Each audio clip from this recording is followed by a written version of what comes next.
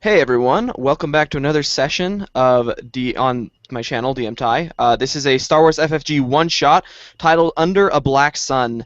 So we're going to do quick character introductions before I do a little bit of setting, and then we'll start straight into the game. So we'll start with Aaron and go to Randall. All right, cool.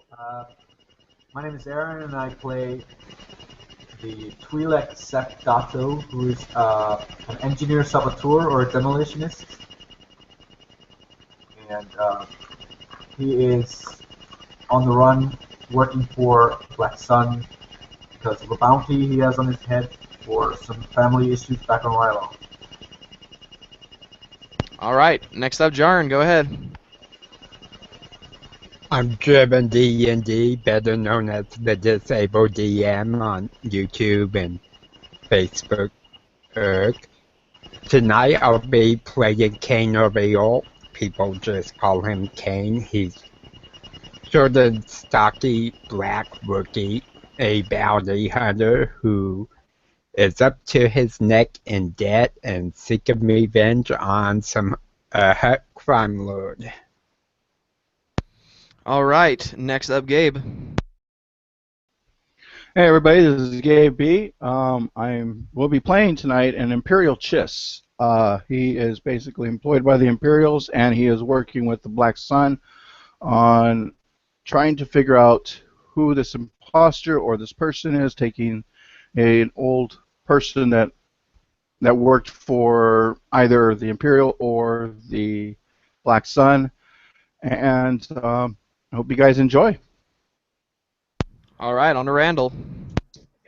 Hi, my name is Randall, and I will be playing Ravos Race tonight. He is a Zabrak bounty hunter assassin, has the horns on his head and the black tattoos signifying his growing up on his homeworld.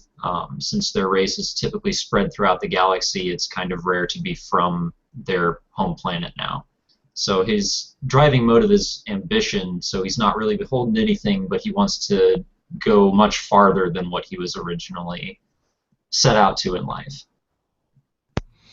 All right, awesome. So for a bit of setting, these characters are going to be playing, as has been stated, as Black Sun members who have been hired on by the Vigo, Vekker, who wishes to see a problem on his casino world of Ord Mantell taken care of.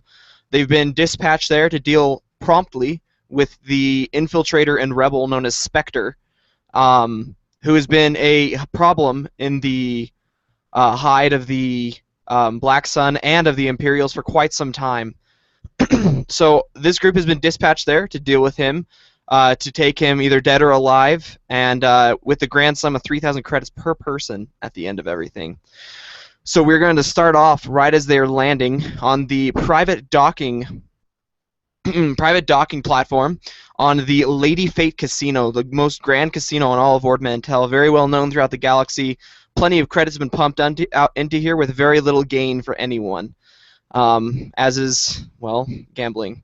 But the people who come here are, this is a resort world. It's filled with all sorts of different senators and people who are looking to get away from the confines and the stresses of normal life. So as the people, as our Black Sun members land, you see the night is filled with light. All the streets down below and the buildings are illuminated with the light of the different hologlobes and holoboards all over the walls of the city. They are advertising different casinos throughout the land, different types of the new blasters and the new starship, and basically trying to get people to buy. And as they land, their ship comes in and docks on the platform, and immediately leaving the building, approaching them, you see a single Nikto along with an entourage of 8 droids.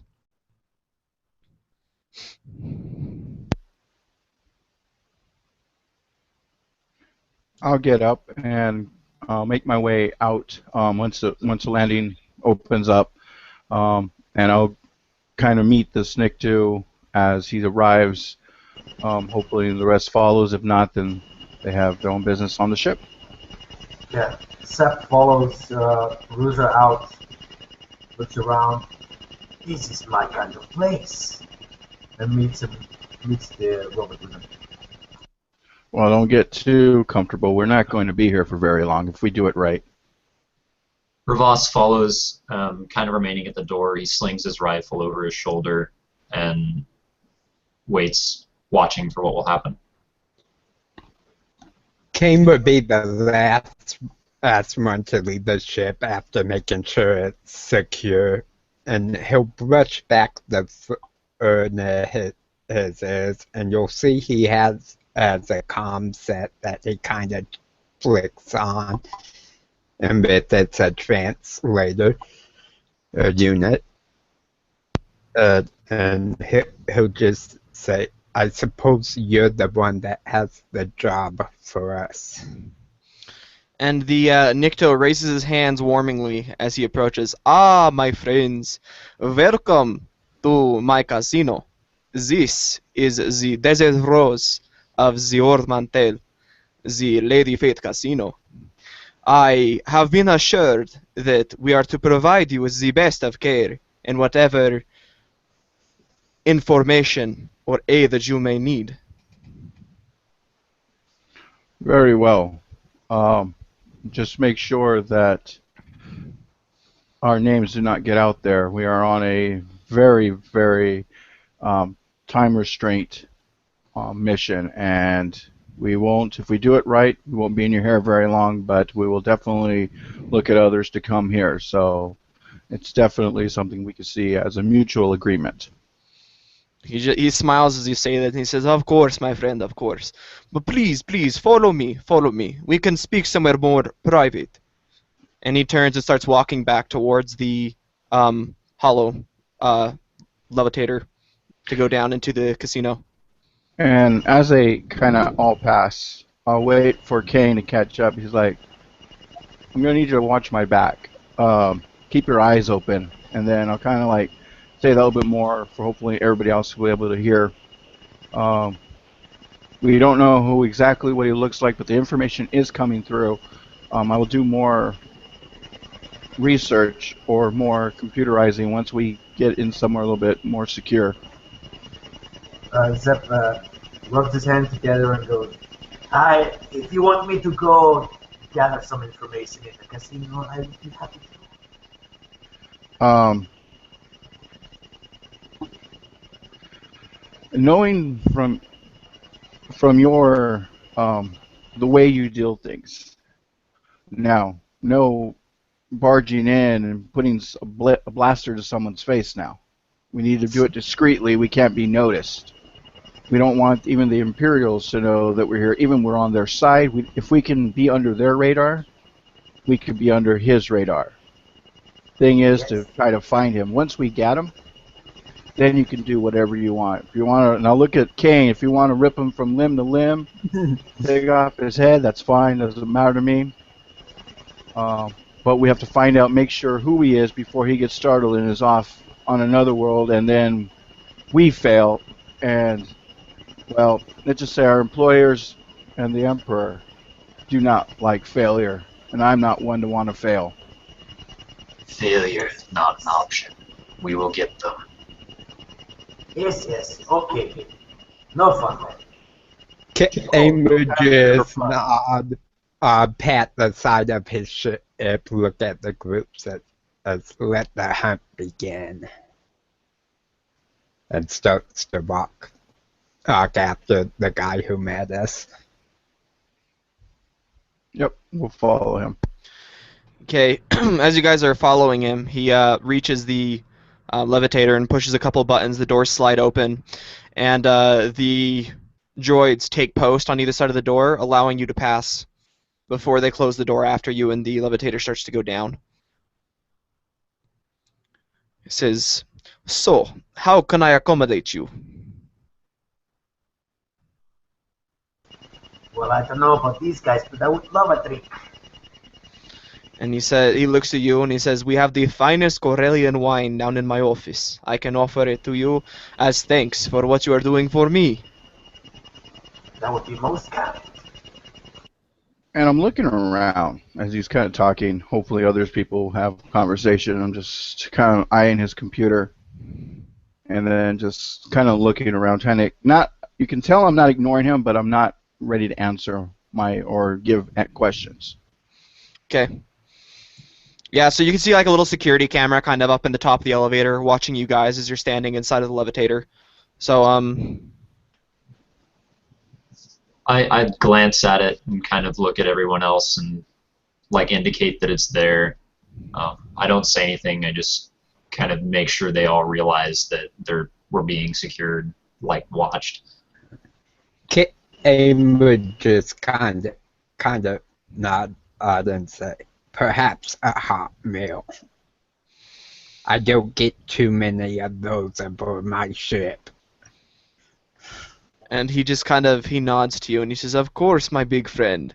He says, "That can be arranged, of course." And as you guys are going down, making your small talk, the levitator slowly comes to a stop on the very ground floor, and the doors open, and standing on either side of the door, you see more of these security droids just standing there watching. And he says, "Well, paying for manual labor costs quite a bit, and these are more efficient, for the most part." And then he starts walking forward and turns around the corner down a hallway. By the way, roll perception checks for me as the buttons go off. Difficulty, we'll go with 3. Which roller are we going to be using? We'll use the beta.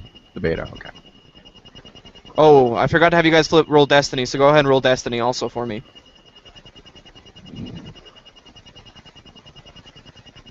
Which dice are those? That's the D12, the blank D12 that's sitting there next to the D100.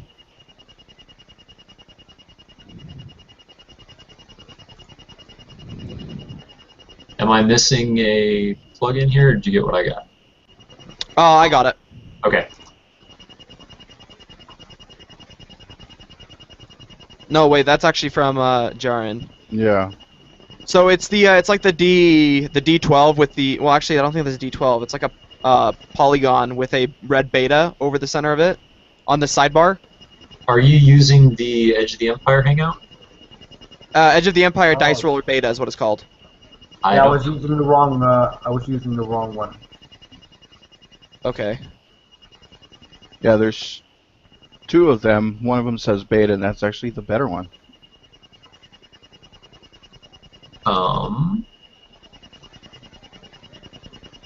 Edge of the Empire Dice Roller. Oh yeah, I There got it is. I've Okay. actually got 3 of them. So, 1 second.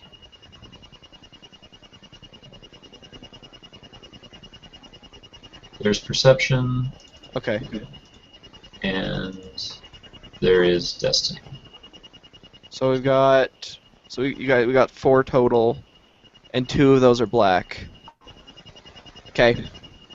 All right. So What's the difficulty for the difficulty 3. So I add purple dice, 3 purple dice. Yeah, 3 purple dice to the roll. Alright, cool.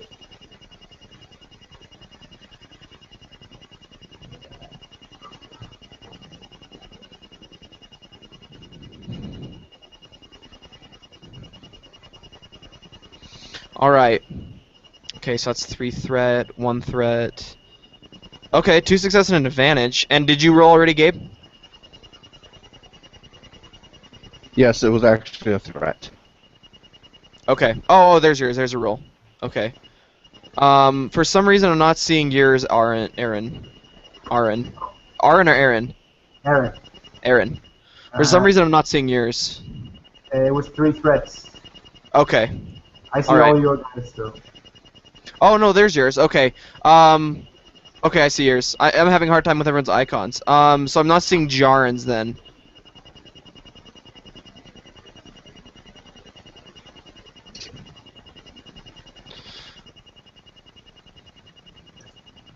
Okay, trying to figure out what the role is since I'm... So it's perception. So you're gonna look at what's your cunning? My cunning... This cunning is 2. And are you seeing? And then you go down. Do you have any ranks in perception? A perception. I know I do.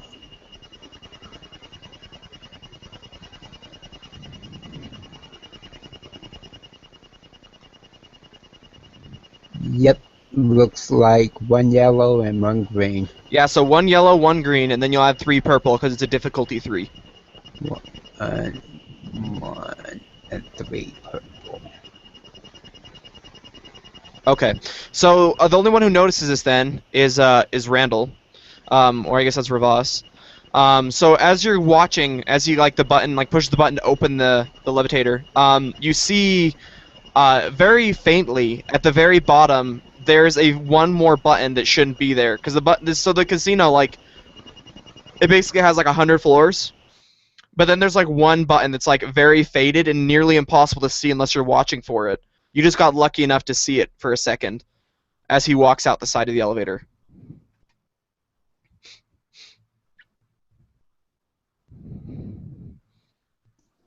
Okay. I take note of it for later. I think everybody else was in front of me, so I don't point it out to anyone.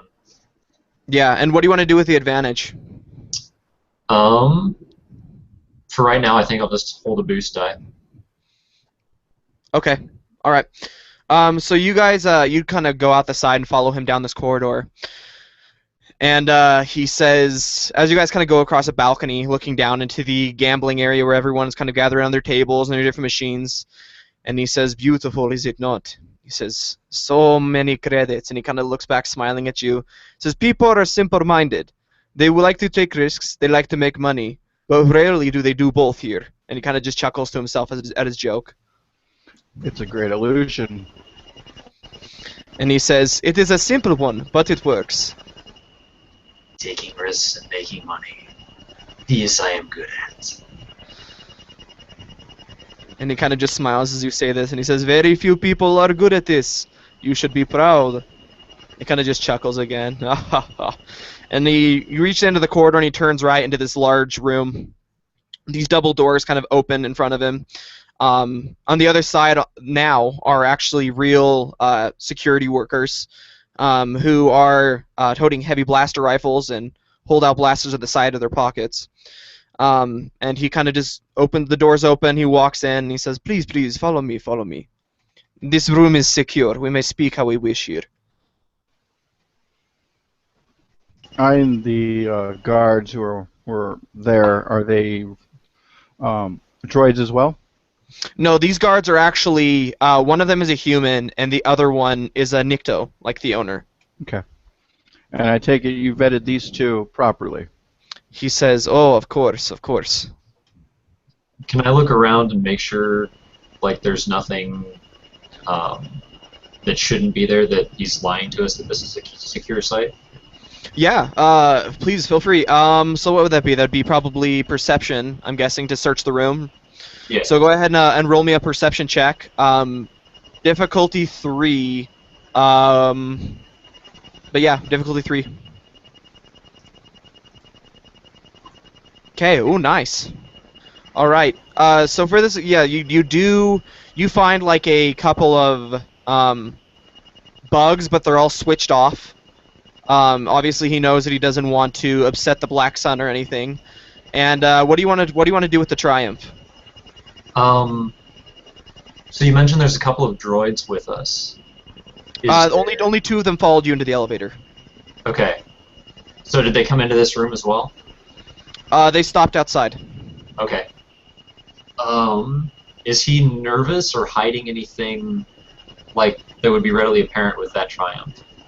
So with the Triumph, you want to perfectly read him. So as you're kind of like looking at him and reading him, he's not hiding anything outwardly. Like, he's not like, at least nothing where he feels like it would be important to you guys. But obviously, he does have his secrets. So he does have. You can tell that he has secrets. That he's obviously not really like worried about having you guys here, but he is worried about these secrets getting out, so to say. Okay. Yeah, I just take note of that and stand like just inside the door, kind of waiting to see what else happens. Then. Okay. So Zap the would doors.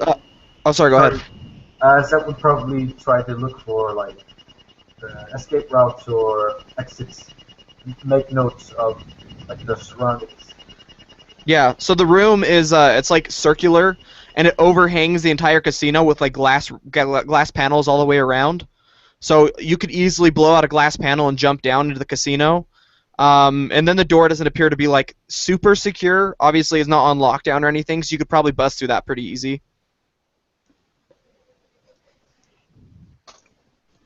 So he goes and sits down behind this large kind of like a crescent-shaped desk and reaches under it and pulls out a very expensive bottle of Corellian wine and sets it down on the table in front of him and says, please, please, have a drink, as he sets down 5 cups and pulls out one for himself and takes a sip.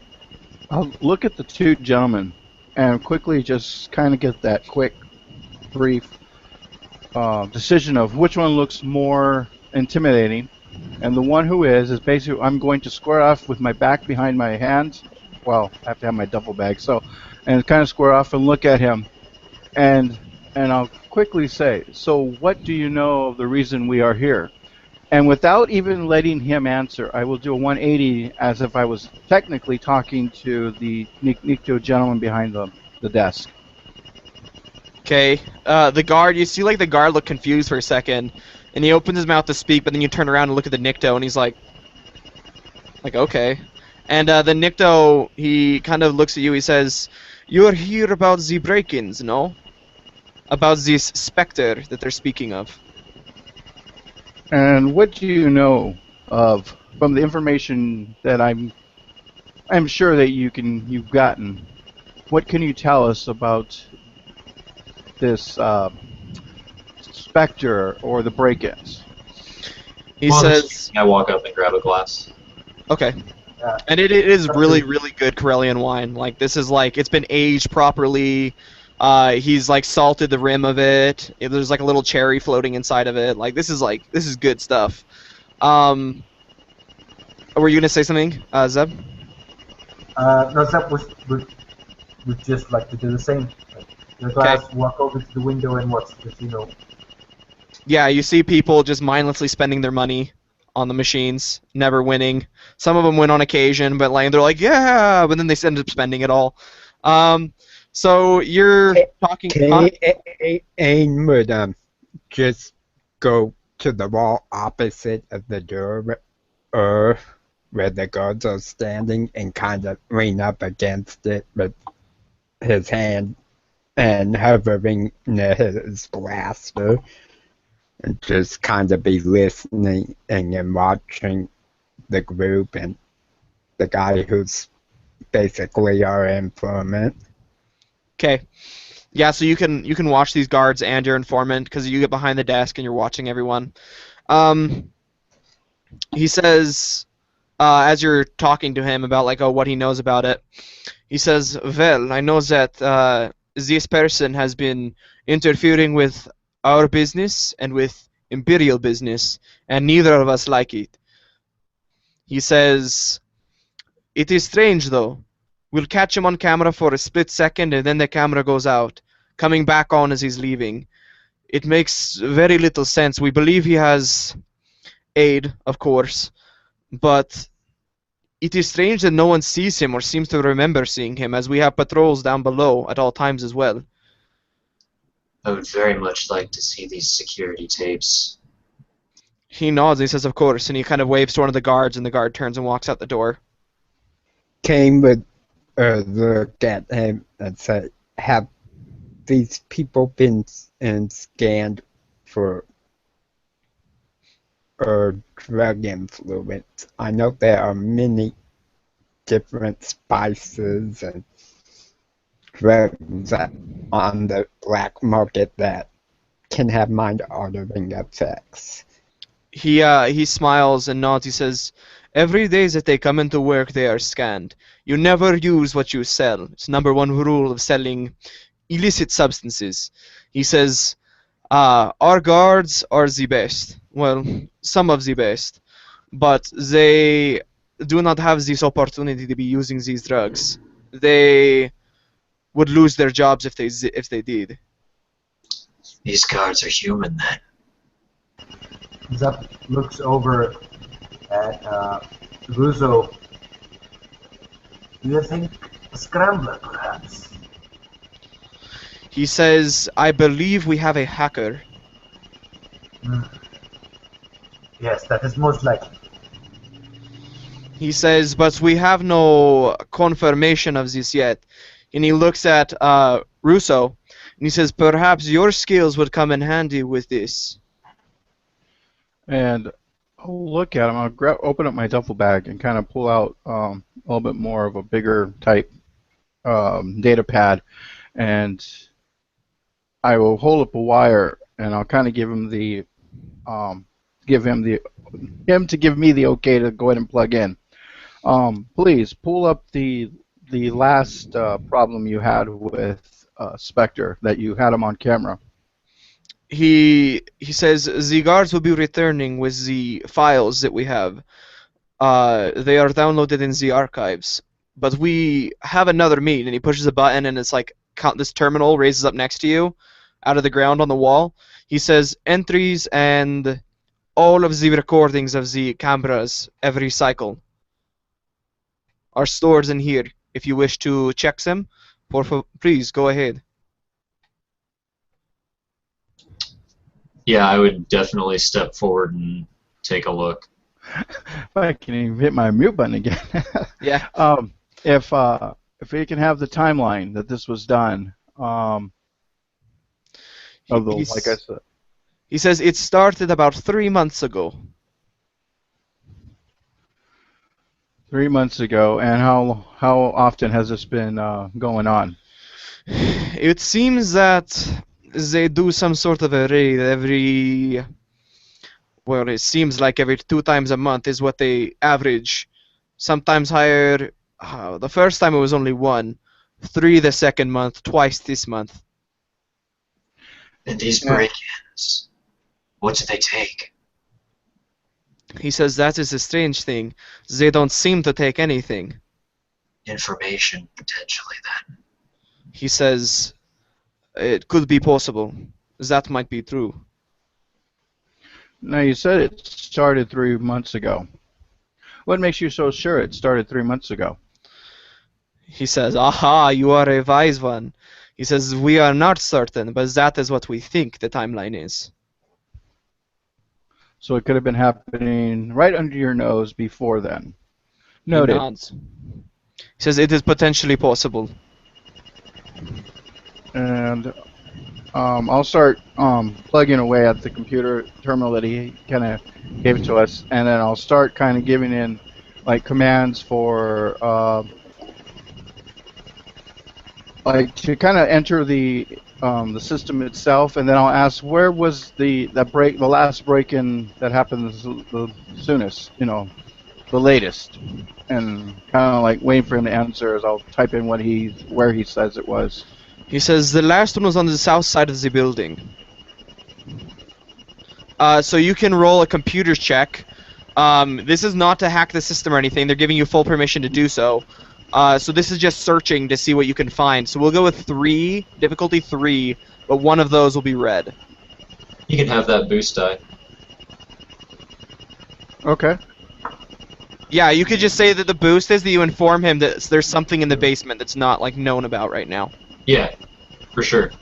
Okay, yeah, so you can have that boost. I say it quietly, like I come up behind him and there is potentially something hidden in the basement. And I purposely try and make it so that the guy that was showing us doesn't realize that I knew. Okay. All right, and I'll go ahead and keep typing and execute. And Okay. There's wow.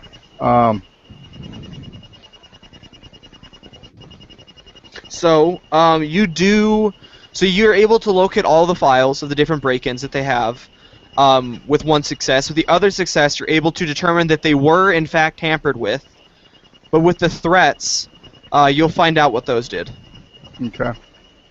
As I'm looking, I actually want to bring, kind of look at the person, the one he's interacting with, and if there's anybody else on this screen. Make me a perception check also as you're doing the whole computer's roll. Okay. Difficulty 2.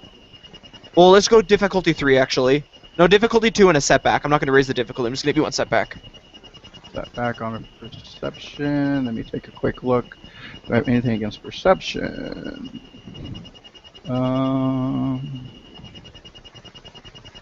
Let's see. Okay. Nope. Okay, so let me go ahead and roll that now then. Nice. All right. So what you do notice is that you're like, okay, well, there's been something kind of going. Somebody has been tampering with this. You set off some sort of a failsafe, and an outgoing signal leaves the computer to an unknown device. Almost like an alarm has been triggered to somebody else that they've noticed that they've been tampered with. Like somebody set up some sort of a firewall. Oh, okay. And I'm doing that, and I'm going to go ahead and throw into this my defensive slicing, which gives them 2 reds, actually, from whatever they have. I have the defensive slicing improved, which makes upgrading the difficulty once per rank, which is 2. So it's going to make 2 of those into a red. For their 2 check. reds Okay. For their check. Zep walks up to the present desk Ooh. where the Icto is sitting and kind of leans on the table, crosses his arms, looks at him. Now you look like a man who has enough enemies. Enough what? Enemies. And he says, haha, this would be true. Any particular ones who might possess the resources to pull something like this off? He kind of eyes you as you're saying this, and he says, there are several potentials who could be doing this, but keep it. I feel that I need to elaborate that these attacks are not focused on me, more so on our business with the Empire. How do you know they target the Empire? You said they don't steal anything. And he says, well, let me see, what would he do? He says, well, as I'm sure that you know, the Black Sun and the Empire have very close ties. We sell, we trade with one another, we do everything that we can for each other's benefits. It is mutually beneficial, our relationship. And he says, recently we've entered into a business deal with the Empire. An investment, if you will. They have been using our facilities for more than they appear. I'm sure that with your security cards that we could arrange a tour of what is going on. By the way, so with the despair that I rolled for the computer person, so they successfully navigate your defensive slicing as you attempt to block their signal, but with the despair, your datapad picks up a location. So they block you out so you can't backtrace them, but they somehow... So as you guys are kind of having this little hacking war against each other, whatever, what you're able to do as they block your signal to try and back route, you're able to slip behind the defense and pull out a location, like a GPS coordinates that you can plug into a data pad and follow. Okay. And I'll actually ask the Nicto that's there. I go, so what location is, and I'll just pull out the number XT23SZ1C7. He looks at it and he says, what? And he kind of reaches down and types something onto a computer, onto a set that's right there, and it pops up with a location, and he says, why are you interested in the Black Star Casino? That place has been run down for years. It's in the middle of the ghetto and the slums. Sounds like the perfect place to stage robbery. And I will let him know that your terminal has been is disconnected and contacted and made information with this location. And he says, what? How is this possible? How do you think I even gave you a location in the third place? And he kind of like shakes his head and he says, what? What does this mean? Is there truly a hacker? It seems that there is. And it also seems that our theory about them stealing information may be what they were after. And he says, that is strange. I don't... But where they're going, I don't think that there is much information. And he says, A lot of times criminals don't need anything to be gotten. They just need to be able to access into certain places in case they need to run, get away. And that's how they keep eyes on everything without having to have somebody there. oh, by the way, I Or messed they're up. setting up for something else. I flipped one of your guys' points, not one of mine. Alright. So, he says, well, this is disturbing. You say that there was a link into the terminal, yes? Does that mean they know that you are coming? They don't necessarily know we're coming, they just know someone is looking into this video feed that I pulled up. And they're actually knowing that that video feed is so. Yeah, I'm sure they know something's up, but they don't know who. Perhaps Um, they think you and that finally invested in some security. And that is where we have the upper hand, if they don't know it's us. And So, the one who's been standing silently in the back, our Wookiee friend, I want you to make me a perception check as you kind of casually glance out to your side down towards the casino for a second. Make me a perception check, difficulty 3.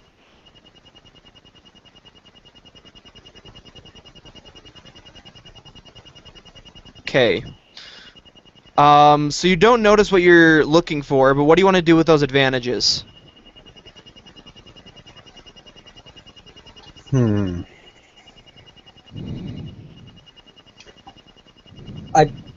I think Aim would come away from the wall up to the desk, kind of slam his hands down. That sounds like the hunters aware that he's being hunted. Okay. So I'll say that as you slam your hands down, the Nikto kind of tenses up. Any information you want to get out of him now, the next person to try and get information out of him will have 2 boost dice. and from me too, because I probably got startled myself. Yeah, you got startled a bit as your Wookiee friend walks up. The wood kind of cracks beneath his large, muscular hands as he slams them down, just like tired of the whole situation, like he wants the hunt to begin. And the Nikto kind of like startles, like as he does this and looks at him. He says, "Well, that was abrupt." Well, if you have any information you can share with us that might help us on our hunt, now is the time. The Wookiees does not wait. He says, We're wasting time. Yeah. "Well." Oh, sorry. Go ahead. I was like, we are wasting time, and we need to know this information now. Perhaps I should have Lord Vader come and intervene. Okay, his eyes widen as you say Lord Vader, and then he kind of goes back to his mask, and he says, "That will not be necessary, I promise." And he stands to his feet and says, "Please, please, follow me. I have some things that I wish to show you about our business with the Empire." That is more like it. That is what the information we need. And he starts walking towards the door, and the security guard reaches and pushes the button, the doors slide open. Kane would just kind of nod me down towards the group. Says, "Careful, I don't trust him." I do not either. As the security guards come back, do they appear any different in like manner or anything than they did when they left? No, they look very normal. One of them kind of comes back with a bunch of holotapes, like you were gonna watch them, and then as you guys are leaving, he kind of just like shrugs his shoulders and turns towards a droid and puts them in the droid's arms, kind of like, okay, take these back. Guess we don't need them anymore. But they look very normal. They don't look like they're doing anything. In fact, they look as if they are very loyal to the Black Sun. They don't want to make enemies of the Black Sun. Okay. So they kind of just nod to you as you guys walk out the door. And the door is shut behind you as he walks back towards the elevator, the levitator. All right, and I will grab 2 of the tape just real quickly, just to have something for later. And because I actually have my reader that I can actually connect them to in a little bit. Okay, yeah, you can take 2 of them. Just 2 off the top, I guess, right? Mhm. Okay. So you just grab like 2 of them. Those are like the 2 most recent ones. Kane would kind of walk past the guards, look at them, I'll saying, if you know what's good for you, we will never hurt. And the guards kind of like look at you, and they're not necessarily intimidated. Obviously, they're very trained and very skilled, but they kind of just like look at you, like knowing that if they were even to spread that information, that the Black Sun would know about it as well. So they just kind of give you like a slight nod, like they know. So as you guys follow him back towards the levitator, he presses a button, types in a code, they zip, slide open, and he steps back into it again. And you see him reach down and press this button that was hidden originally to your eyes.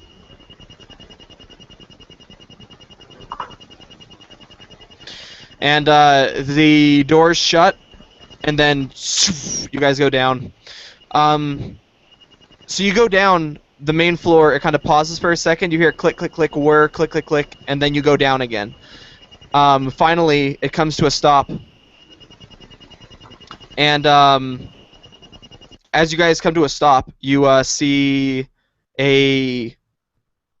So, like, the door's open, and it opens to, like, a very plain steel room made of Durasteel. The floor is kind of coated in just very simple laminoid tiles, and he walks into the room, and a scientist turns and looks at him.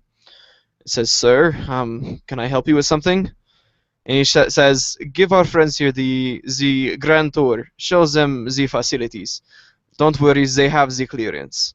And he turns around towards you, and he says, "I hope that this will be enlightening." I hope for your sake that you're right. Thank you.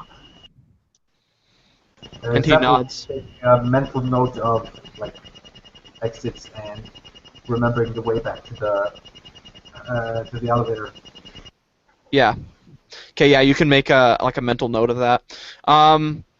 So the scientist kind of looks at you guys as you step forward, and he says, "Well, aren't you guys the intimidating bunch?" Kind of like really awkward in his conversation. Like obviously he's not used to talking to people very much. Kane would just look at him kind of hunched down and growl, says, "Not yet. You'll have to speak plainly on this science stuff. And he Outside of flying a ship, I don't know much." He kind of looks up at you guys as he's kind of revealing slightly yellowed teeth. okay, and he kind of like raises his eyebrows, like, "Oh crap, I'm in for it now." And he turns towards the door, and he says, "Please open the door to Bay 1." And they kind of press a button, and the doors slide open. And he says, "As I'm sure that you're all aware," he says, "the Empire are always in need of soldiers. If you are at least a little bit informed about what's happened in the galaxy in the past 20 or so years, you would know that the rebels, the Republic actually, were very... Well, they used the clones, yes. Very obedient, very skilled, very trained soldiers. Well, the Empire decided to, let's say, restart or revamp this project. And the doors open, revealing row upon row upon row upon row of incubation tank with people inside of it. And he says the Omega Initiative is the Empire's response to the clones. He says we make them better, stronger, faster, more obedient, more of everything in actuality. He says, but the project is not quite complete. He says there are still hiccups here and there. Occasionally something doesn't quite turn out the way the Empire wants it to, and we revamp again. He says what you're seeing here is our Mark II series of our attempts on the Omega Initiative. And you see people just filling all these different tanks. And I take it they have basically the same size of face, because I'm sure it's probably not developed yet? Or are they developed faces? They're pretty developed at this point, actually. He says we're reaching the late stages, actually. Maybe another month or two, and this batch should be ready to be tested. As you guys are kind of like walking along, I want you guys to make me a perception check, difficulty 4, with 1 setback because the glass is slightly obscured. Wow. Okay. Okay. And This does not what did appear you to hit be. for the setback? Say what? What did you hit for the setback? The setback is the little black dice. The D6. Can my infrared Oh, jeez. vision actually take correspondence for sight? Take away the setback? It wouldn't make a difference if you had infrared vision. In 'Cause it fact, don't have it'd probably make it harder. Okay, so I know to keep it normal. Yeah. So that is... Holy crap! That is a I don't lot see of a failures. Yep, I don't see a thing. Yeah, you're just completely enthralled with this guy, just listening to him completely. And who am I missing? Am I missing anyone? Oh, Aaron. Yeah, I rolled 1 success, 2 threats, 2 light. Okay. All right. So if you got like any successes, if you just got even 1 success, you would notice that yes, all these people have the exact same face, but it's strange. It reminds you of something or someone. And as you like lean in to inspect one of the tanks, this face is the exact same face as Spectre.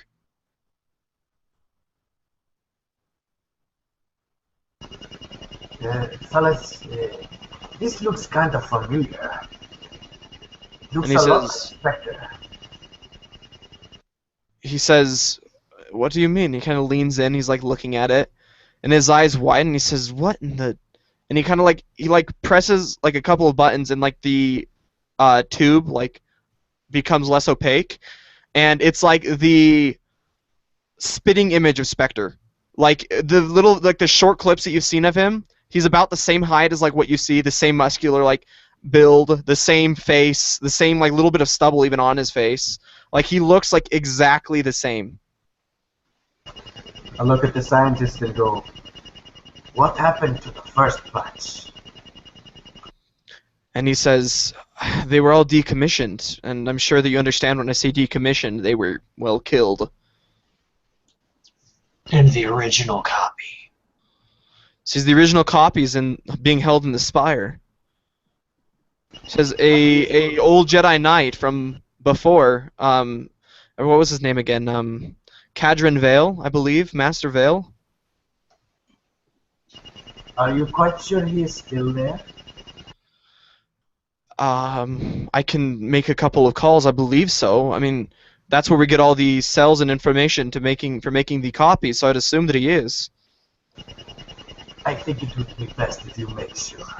Just in case. And he says, it's so strange. And he's kind of like rubbing his head, and he says, I don't understand it. If Spectre's one of these, how did he get out? And he kind of is like looking around. He says, it doesn't make any sense. And he says, they do a break-in. I mean, they've broken in twice this month already. He says, I believe that they're taking prisoners because our scientists are disappearing on occasion. He says, I don't know. I just don't know. And he kind of like, he turns back and like you see him type something into a data pad, and it kind of beeps as he gets a response. And he says, we're checking into it now. We're making sure that our friend Cadron is still stuck in the spire. Scientists are missing. Came look at the groups. Sounds like someone's tampered with the programming. And in the hunt, it is often wise to have duplicate decoys. All I right, agree. and I I'm wonder why tapping. we were not told of these scientists missing. He says, well, it hasn't been deemed important. I mean, scientists go missing all the time as they try and run off planet and escape from this. This Empire always finds them. He says several of them. He says, "Well, we just thought it was more of that." And he kind of is like looking around at these row upon row of tubes. There has to be like at least like 200, 300 tubes in here. So I think I kind of move forward to him and like push him up against one of those. And You have break-ins, where things don't appear to be missing, but scientists are, and you don't feel it's important to report. and he kind of looks at you, and he kind of like he starts to like shiver a bit as he realizes what he's done wrong. And he kind of like looks down, and he says, "We'll run a full surveillance of everything. I assure you, we'll find out what the problem is." And he kind of like starts like typing on his data pad again. As they've been talking, I've been kind of leaving myself in the background, not typing. I'm not talking, excuse me. And I'm typing away on my data pad, and I'm writing, and the header is basically suspected Jedi, and I'll give the location that he basically just said, and it'll be CC to almost every admiral, to the Grand Hoff, just kind of information, just like it's getting to different people, and then I will let them know that there's a suspected Jedi, and I'll give the name, and hopefully that will bring some kind of highlights up there, and of course to my career, because helping to find this and to help extract them. So, and then as they're typing, I'm not even saying, I'm letting them talk, and I'm just kind of sending this email message, and then encrypted, of course, and everything else that I need to do. Kane would walk over to Roosevelt and whisper a code for one of the spare computer banks on his ship. So send a copy there, just in case you lose your data pad. And I will look up at him like, yeah, I guess he could read over my shoulder, and I'll be like, and I'll kind of nod like, of course, and I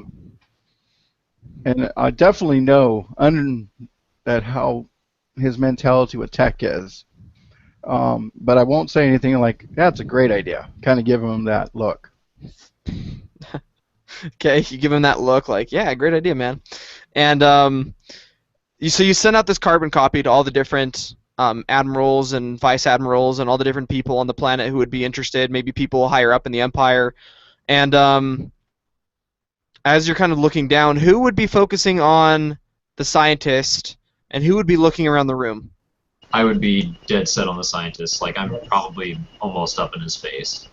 Okay. Zep would be looking around. I think Kane would be looking around somewhat, but staying pretty focused on the scientists and other people that might be coming and going.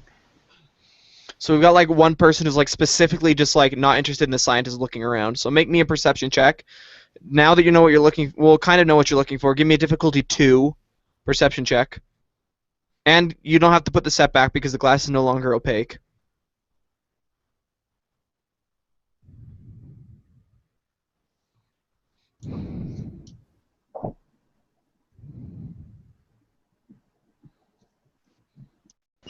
Doesn't seem to be working, the dice roller. I'm on the, What'd you end up getting? it doesn't roll for me at all. Huh. Just use the other one, and I'll just switch between whenever I ask people to roll.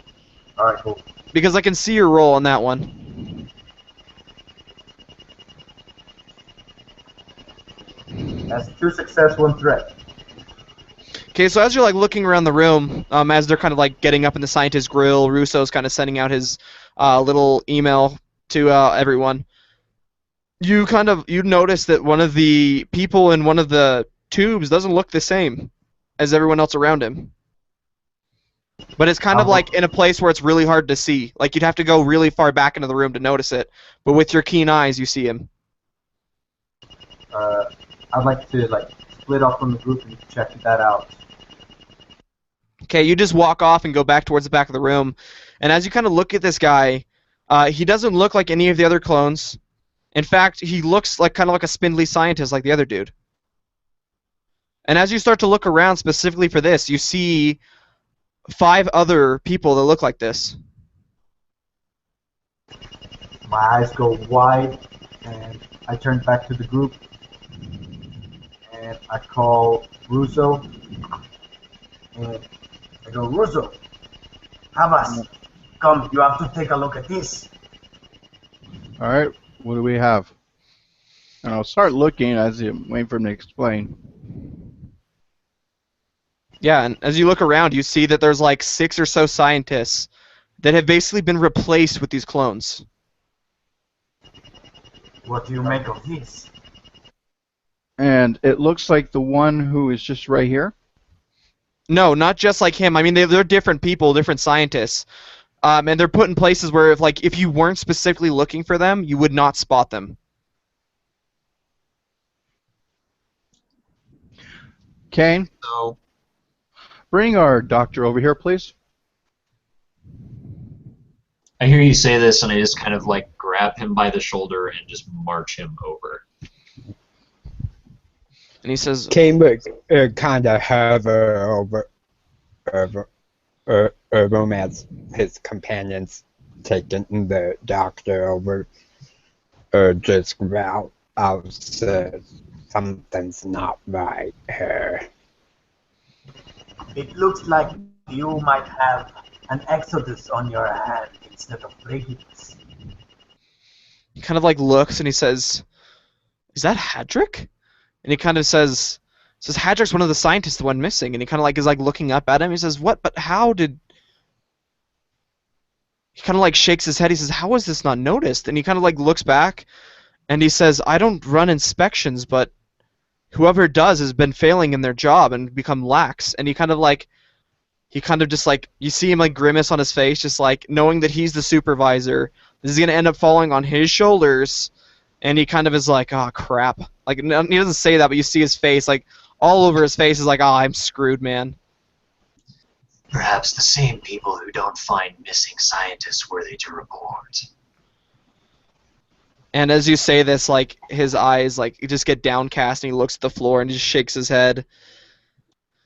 And he presses a button on like a comm, and he says, he spouts off like a bunch of different like incubation thing numbers, and he says, "Come and get these men out of the tubes. Something's gone terribly wrong here." Now, on to the other matter. Where are the clones that were in these tubes? And he says, "Well, one would assume that they've been taken."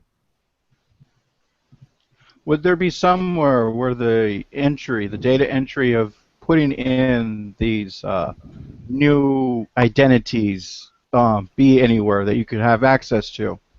He says, "You've got the highest rate of access, so please go ahead." And he like points to a terminal on the wall. He says that holds all the information as to placement in the tubes, as to opening and closing, as to running all of that. He says, "I don't know how it wasn't spotted. We have a routine check every single day." Well, I was more meaning kind of like the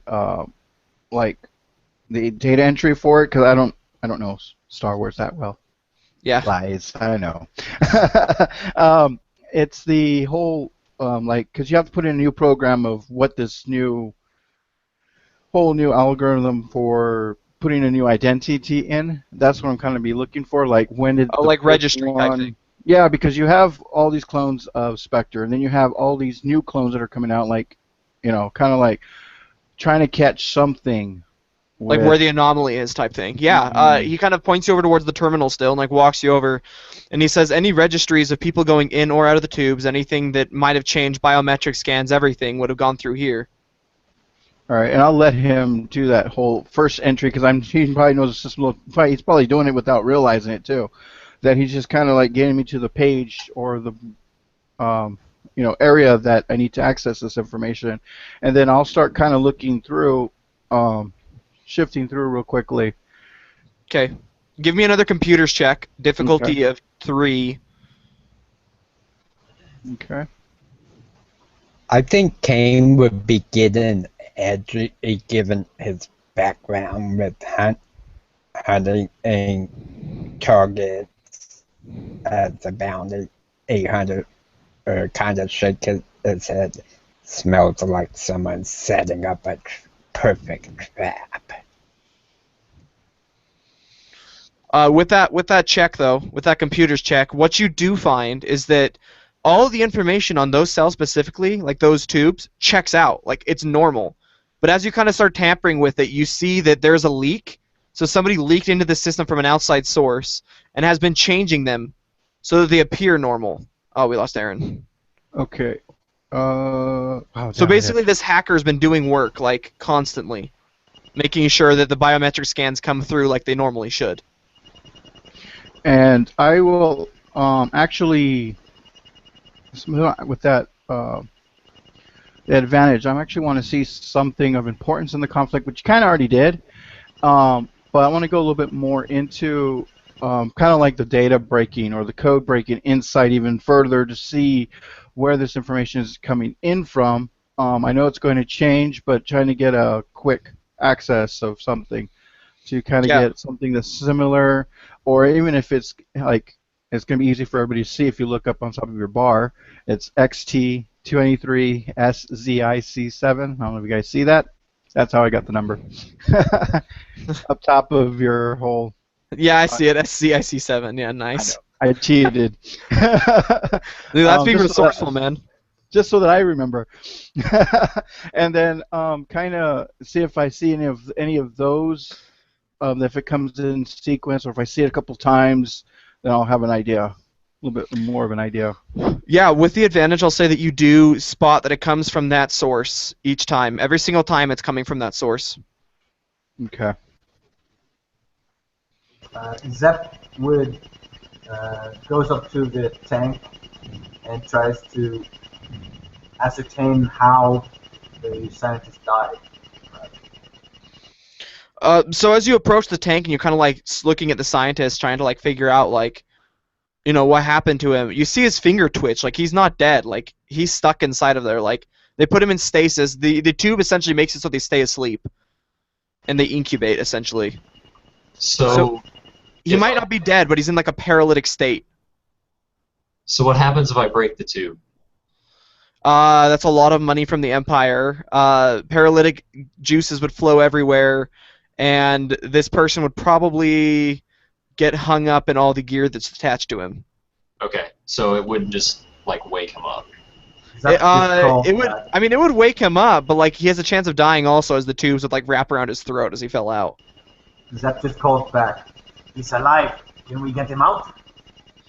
And he says, that's what we're working on right now. He says, somebody should be down right away. And at about that point, you see like the door kind of open, like, and you see like 4 or 5 scientists come running into the room, and they each go and take a different tube, and they start like going through like all the different things to get the people out. How long? And he says, they should be capable of speaking with you shortly. Zep takes his laku and throws it over his shoulder and kind of walks around watching the scientists as they work. Yeah, Kane would definitely be looking at each of these new science and just kind of comparing them with the people in the tube. And Okay, I want you to make me another perception check, by the way. With these new scientists, they come running into the room. Everyone? No, just Kane. That would be difficulty 3. Oh man, he got a success. Okay. So with the threats though. All right, so I'll say that one of these guys looks like really familiar. You can't put your finger on why. I'm just gonna say that the threats kind of like lower the success rate. So it's gonna make it so it's like it's fuzzy in your head, but for some reason one of these guys kind of looks fairly familiar. Kane's gonna think over several bounties he's been after for a while, and go back to Rizzo, kind of been out and make kind of a head motion towards the scientist. I notice. See what you can find out about him. He seems familiar, perhaps a previous bounty. Could very well be a mole. You're looking at him like he's some kind of steak, And I'll kind of look over in that direction because I'm like doing three things at once, and I'm kind of like I'm not sure exactly what he's trying to mean, but because of the new processes of the first clone setup, and then all these doctors who are supposedly supposed to look like clones, but now they're not. I'll kind of get a let's see. I'm trying to think what would I kind of get? Maybe a xenology check, maybe just to kind of see the physiology of him. Of this scientist that rushed in. Yeah, because it's not necessarily perception, because it's kind of like looking, but it's kind of like I understand where we're at. You could very easily like sneakily roll me a stealth, so you could like take a facial scan of him and run it through a database very easily. Okay, so let's go do that, and the difficulty for that. We're gonna say that he's kind of occupied in his task, so we'll go with the difficulty 2. Okay, and I'll let that be that. Oh yeah, you get him so easy. What do you want those advantages to be? The advantages. Let's see. Let's see here. The next ally. Okay, one of them is actually going to go to the next ally to achieve a check, and another thing of importance in conflict. The big thing I'm going to look at is that he is probably the only one that has some kind of, I mean, real quickly, a data pad that's on his the visual side, so it'd be like his left pocket of the thing, and it's kind of like a computer access, from the other terminal, kind of like a battery of some sort or an extension, a boost, something like that, some kind of internet boost. Let's just put it in generic terms for us, since a lot of people know what generic Wi-Fi boosts or internet boosts are. And so you essentially want to like boost the signal to get the results back faster? No. Oh. He's got one, and that's why he has that in his pocket. Like it's trying to come in, and that's how wherever they're at is they're getting their information are able to keep accessing. Oh. Someone has a boost. Okay. All right. Okay, so you're looking at this guy. You take a quick facial scan of him. He doesn't even notice. You'll pass that boost along. You cause some sort of a distraction that, like, somebody, if they want to do something around him, they'll have a boost. But as you're kind of like looking at him, you do see this data pad kind of sticking out of his pocket. But what you see on it isn't a boost. You see a little flashing light, as if it's recording. Okay. I think I'm standing around fairly impatient, like visibly annoyed that this is taking a while. At about this point, they finally start getting the scientists out of the tubes. All right. And I'm trying to think who would be close to me. 1, 2, 3.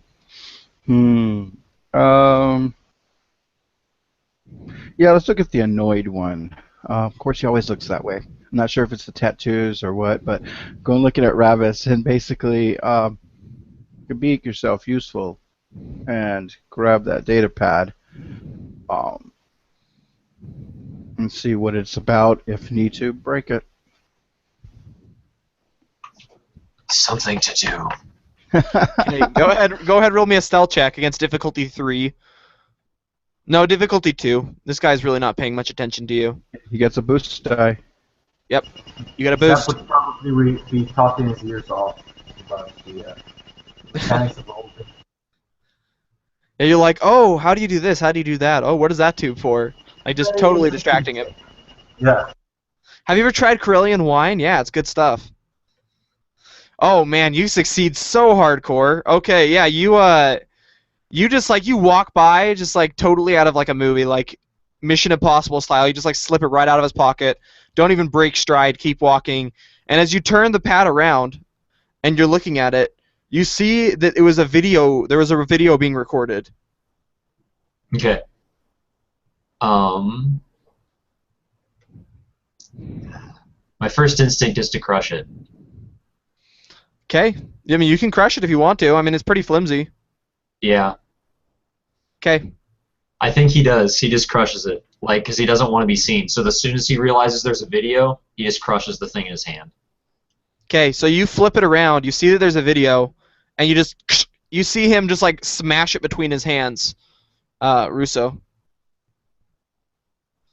And the scientist kind of like looks up and he says, "Hey, what was that for?" What? So if he was trying to deceive, what would that be a check against? Let's see here. I mean, there is a deception skill. It would be I mean, like, what would you be deception checking? Would it be and- perception? Deception versus perception? No, it's well, skullduggery, depending on what you wanted to do. Also, cool could go against deception, depending on how you want to play it. But this one, I would think skullduggery. Okay, what's your Um, skullduggery then, Ravis? 3 green. Okay. Oh, he fails. So he looks at you and he says, "What was that for?" And as you look at his face, you see that you don't see confusion. You see fear. I smile and just look at him like, I have no idea what you're talking about, but you're probably wise to be worried. Like, I don't say anything, just give him this kind of, like, intimidating look. But what? And being an Imperial, I will kind of like let him do his conversation. And I mean, just as quickly as an officer would, I'm just pulling my blaster straight up and right to his head, and just kind of like I'm going. So he's not right in front of Ravis. I'm actually going to put it to the side so it completely misses him if it goes through him, and I'm just going to pull the trigger on my blaster to take out, first of all, him for being. He may not be living. He may be living, but he's an imposter of some sort. He's a spy to me against Okay. the Imperial. So I'm just straight out. So okay, you're just straight up shooting him. Mm-hmm. Okay. No words, no anything. I'm just gonna say that he's not. Well, actually, roll me a stealth to come up on him, and just like he's not expecting it. So give me. Okay. It would be difficulty 2, and take a Because I boost. Take a boost because he's obviously stuck talking with Ravas. Okay. Yeah. Sorry. Okay. You pop him right in the head. He's gone. He just the side of his face is just smoldering, and just like it's like completely cauterized. You shot him point blank. There's a perfect hole through his head, and he just kind of like collapses to the ground. Now As look. soon as I see him, like, move with the gun, like, I wait until he gets up next to him. As soon as I hear the shot, like, my rifle's ready to go. And I'll look at the rest of the doctors. When you're done there, clean him up. And they kind of like look at you guys and like nod, like they kind of don't understand what just happened, but they nod and they say, "Wait a second, who is that?" Zep kind of throws his hands up in the air. Did you have to do that? It appears there needs to be some significant security increases around here. And they kind of look at him, at this guy on the ground. They're like, "How did he even get in here? Did he come in with you?" And they kind of look at you guys. I think that's a question that you should be asking yourselves. Obviously, no one would come in with us. And I'll look at him like, yes, because I cause a havoc to kill my own squad if I just Okay. do it. Some of us have security standards. Zep goes over and kind of checks out his body to see if he can find some identifications or something. Yeah, as you're kind of sliding, like, kind of like checking like his body and stuff, like you would slide his like shirt down a bit, like as you're kind of looking for like hidden blasters or something, and you'd see what looks like a tattoo,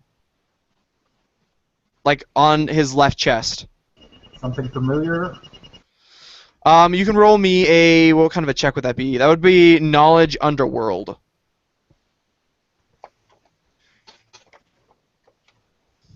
What difficulty would that be? Make it a difficulty. We'll go with difficulty 2. Oh, I need to check your roll on the other stat, don't I? No, I fixed it. Oh, you fixed it? Yeah. Okay. Okay, just one failure. All right. You don't recognize the symbol, but you did find it. I pointed out to the other guys. I grab one of the scientists, like roughly drag him over after looking at this. Do you recognize this symbol? Well, let's see if he does. And you said it was Underworld, right? Yes, it was Underworld. And 2. Okay, he looks down at it and he says, "Okay, you don't know. All right." So, No, either. so he What looks down at it. difficulty? Oh, sorry. Go ahead. I was asking what difficulty. Just two difficulty. The So the scientist the scientist definitely recognizes it. He looks at it, and he says, "What? Why is that?" And he kind of like looks down at it, and he says, "That's the symbol of the Shadow Edge." The what? I mean, I the think Shadow it's Edge. They French. they cause problems. They're petty criminals and thieves.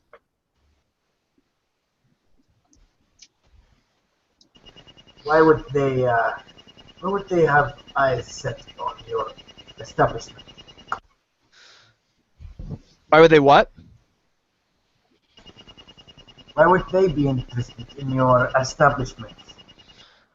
And he kind of just shakes his head and he says, "You got me. I mean, they hassle the Imperials all the time, but they haven't really done anything to us. This is..." You kind of just like looking at this guy, like, I don't understand. And then it comes to you, by the way, Kane. As you were kind of up in the circular booth, that glass booth, the desk area where the Nikto was giving you guys drinks and stuff, down on the casino floor, as you're thinking about it, you remember seeing a person who seemed to be watching you guys. Oh, it was two-way glass. Crap. Kane would mention and that someone had observed us in the office. I didn't think much of it at the time, being the casino's a busy place. So I probably turn on him as he says that and just give him this awful look on, So you're part of the incompetence now as well. Honestly, are there no standards left in the Empire? My standard is credit. Hard to get paid when you don't notice important details. Now, boys, let us not fight. We have to get to the bottom of this bounty to get paid. Where to next? Do we check out the location we got? More information on these, probably important. What about our contact who first showed us in? Where has he been? These security tapes. They've been altered. The security officers.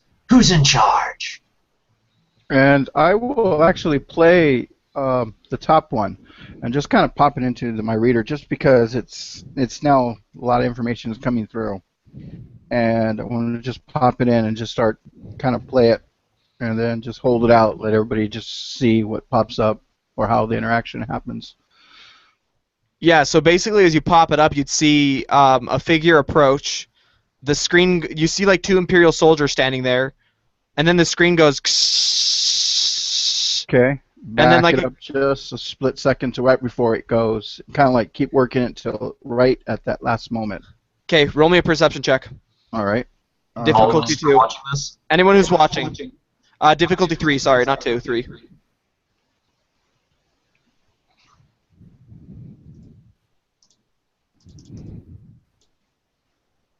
Oh, a triumph. Oh, 3. I thought you said 2. Sorry, what were we rolling again? Perception. Okay, so we got a triumph there. Cool. And a nail Or- for me. Okay, so anyone who got a success, you would see that this figure very lightly moves their hand to the side of their waist like this. And then for the triumph, what do you want to spot? Give me... I have a suggestion if you can't come up with anything. I mean, an identifying feature of the guy, unless... What did you have? Like, I would want to be able to identify the guy, like, easily. So, I mean, with your success, you'll easily be able to identify the guy's mask. Okay. Like, his mask is easily identifiable. Like, it's just got kind of like these So, two he is very wearing a simple mask. grid mask goggles, and then kind of like a smiling face on the metal. Okay. But for the triumph, my suggestion is that you notice a very fine detail, is that there's a second shadow behind him. Okay, yeah. So, can I make out anything of the shadow, like, other than it's just a shadow? You just see there's a second figure following this person. Is it a guy or a girl? Can I tell that? With your triumph, I'll say that it's a guy. Okay. So, If you look, there's a shadow behind him. It appears there's a second gentleman following him. I think we're working for a pair, not a solo operative. That does make sense. It seems like too big of an undertaking for a solo artist. And as you guys are looking at this, suddenly you hear this loud whoop whoop whoop whoop whoop whoop sound go off, like alarm. And that is where we'll take a quick 3-minute break. Okay. all right. All right, be back here in 3 minutes, and we'll continue.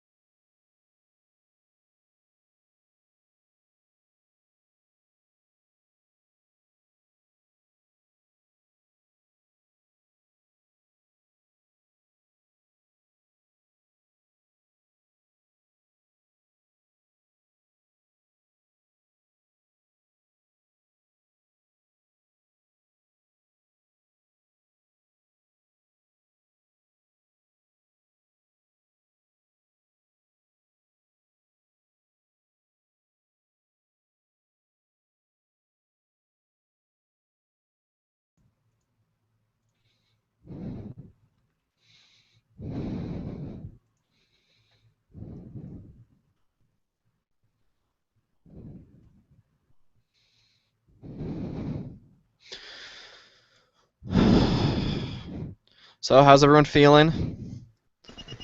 We're good. Yeah, doing pretty good. Good. Feel like my throat is going to be destroyed tomorrow. Didn't Dude, plan that's the risk of talking like Batman, man. You chose the wrong voice. It fits Oh, the trust character me. as well, though. I don't know how Christian Bale did it for 3 movies, but he did somehow. He didn't do a thing. It's called digitizing. He didn't have to do a thing. What a lucky guy, man. I tried, like, I try and do that deep, dark, like, gravelly voice also for some of my characters. I'm like, nah, man. Nah, I ain't about that. Yeah, I want to I've be seen able to a speak lot of- after each game. I've seen a lot of shows or things about cartoon animators or the voiceovers and how they practice their voice constantly, even when at home, how they just keep doing gargly voices because they have to keep their their throat and their tonsils and everything in check and kind of exercise. So when they do it, they can do it for long periods of times. Oh yeah, no, definitely. Yeah, it's the first time I broke this one out. I've done a lot of different ones recently, but Oh, Dude, trust me, it's- I got that. I got that when I was playing a long time ago at Transocean. Same thing. Lately I've been playing the same thing, kind of like it was new, but he was also in prison, so it's kind of like I had to give him a more meaner factor. And yeah, it was that voice. It's like, oh my god, I don't have enough liquids in my room right now. I got 3 bottles of water like sitting next to me for the game. You're just like chugging. You're like, kill me! I chose the wrong voice. Nah. I wasn't about to try voice acting a rookie. Oh yeah. I'm actually interested to see later Andrew playing his Wookiee. He's playing right now. So. I am curious, though, how people think I'm doing, because this is like first time I've ever stepped outside of. Oh, dude, you're doing great, man. You're playing the scary Wookiee so well. Good. You're playing the scary Wookiee like to the T, man. Yep. That's the important part. Just have fun with it. You do what you want. Correct. Yeah, I was so excited to get to play Twi'lek. I love Twi'leks. Twi'leks are awesome, man. All right. Before we begin, are there any questions? No? Do you? I think I'm starting to catch the hang of like the roles and what the symbols are. Yeah. And don't forget to use those destiny points, boys. They're there for a reason. Mm-hmm. All right. So you hear the alarm go off, the whoop, whoop, whoop, whoop, and this like flashing red light turns on. Okay. I immediately level my rifle at one of the scientists, and What is the alarm? And he kind of just like raises his hands, like that just means that something's going on up in the casino. What kind of something? And he says, I don't know. And he like you can see that he's like really like legitimately afraid, like he doesn't want to die, and he's being completely honest with you. Is it access to down here, or why would you guys need to have some kind of signal for what's going on in the casino? He says because, well, that's one part of the security. If anything happens up there, there's a chance that somebody might try and sneak in down here. Zep just throws his hands up in the air. This is a waste of time. We should be going upstairs to check out what's going on. Is this the only door in? With me? He says, oh, you mean the door at the very end of the bay? Yeah, where we came in, kind of, is that the only door in? You see another door, like, on each side, which you assume goes to, like, access hallways for engineers and stuff to work on the tanks. And he kind of just points to the 2 doors. And he says all that does is go down into engineering. Fine. Let's go check this out. I'm sick of the guy. Like, I walk past him and just shove him into a tank as I walk by. Let's see. I don't want to split up the group, but it's kind of...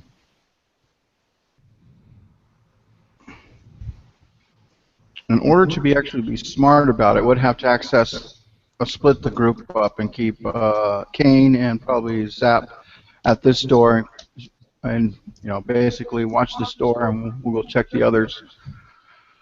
Let's see. I'm on my way to the lift. Oh, you're going into the lift that they're going to watch. Okay, so then I would probably take Zap with me to check the other door, since you were kind of going to that door. Don't let anybody in this door, and I'll repeat, and then head... In the door. The trouble's upstairs.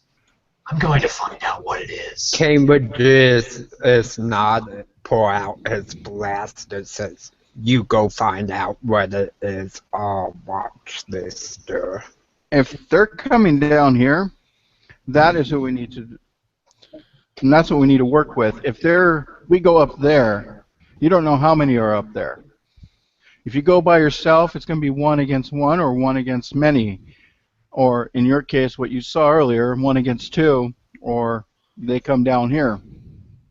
And the play of favors on our odds. Perhaps they find something upstairs. I'm going. He's just sick of this standing around. Yeah. Like something's finally going on. He wants to know what it is, and he's going.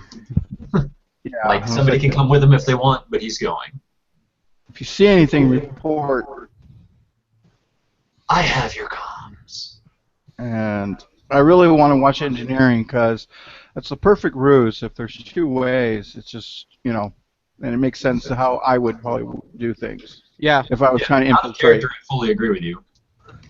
Yeah. Okay. And Kane is just kind of watching your guys' back, making sure nothing slips past Ravis. Okay. So Rabbis is going upstairs. You're staying in the bay with all the tubes, and you two are going downstairs to check engineering. Correct. That would be Zap and myself, correct. Alrighty. So we'll go with Rabbis first. So you step into the lift, and the code just like kind of you know what the code is. You punch it in. It goes, whoop, and the door's open. He's ready for combat. Like he's sitting there, rifles ready. He's fully alert. So you step into this room, and all of the like the senators and the different people of import who were like gambling on the tables, you see them all screaming and running away, as a group of like 6 or 7 people, like are scooping like tons of credits off of tables, and taking off. Is there any sign of security? Yeah, you see a bunch of droids collapse on the floor as if they got hit by like an ion grenade or something.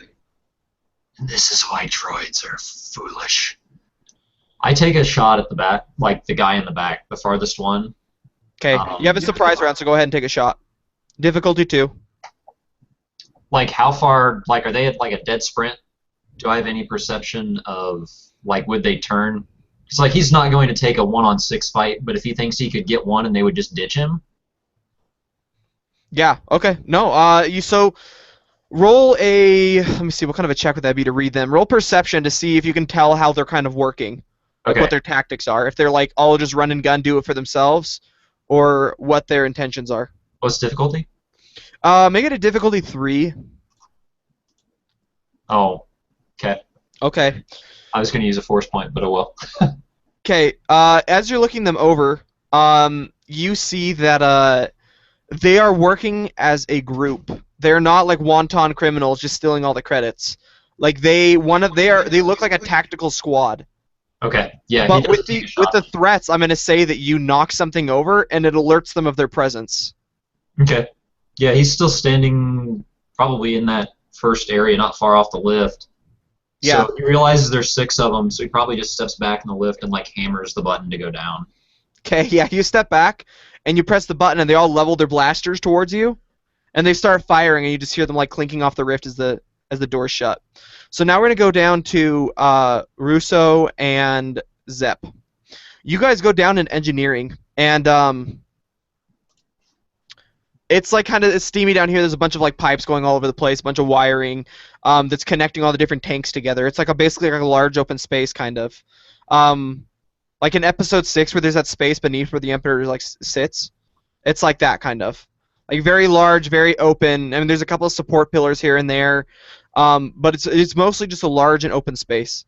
But I want you to make me perception checks as you guys go down. Difficulty 3, with 1 setback because it's dark.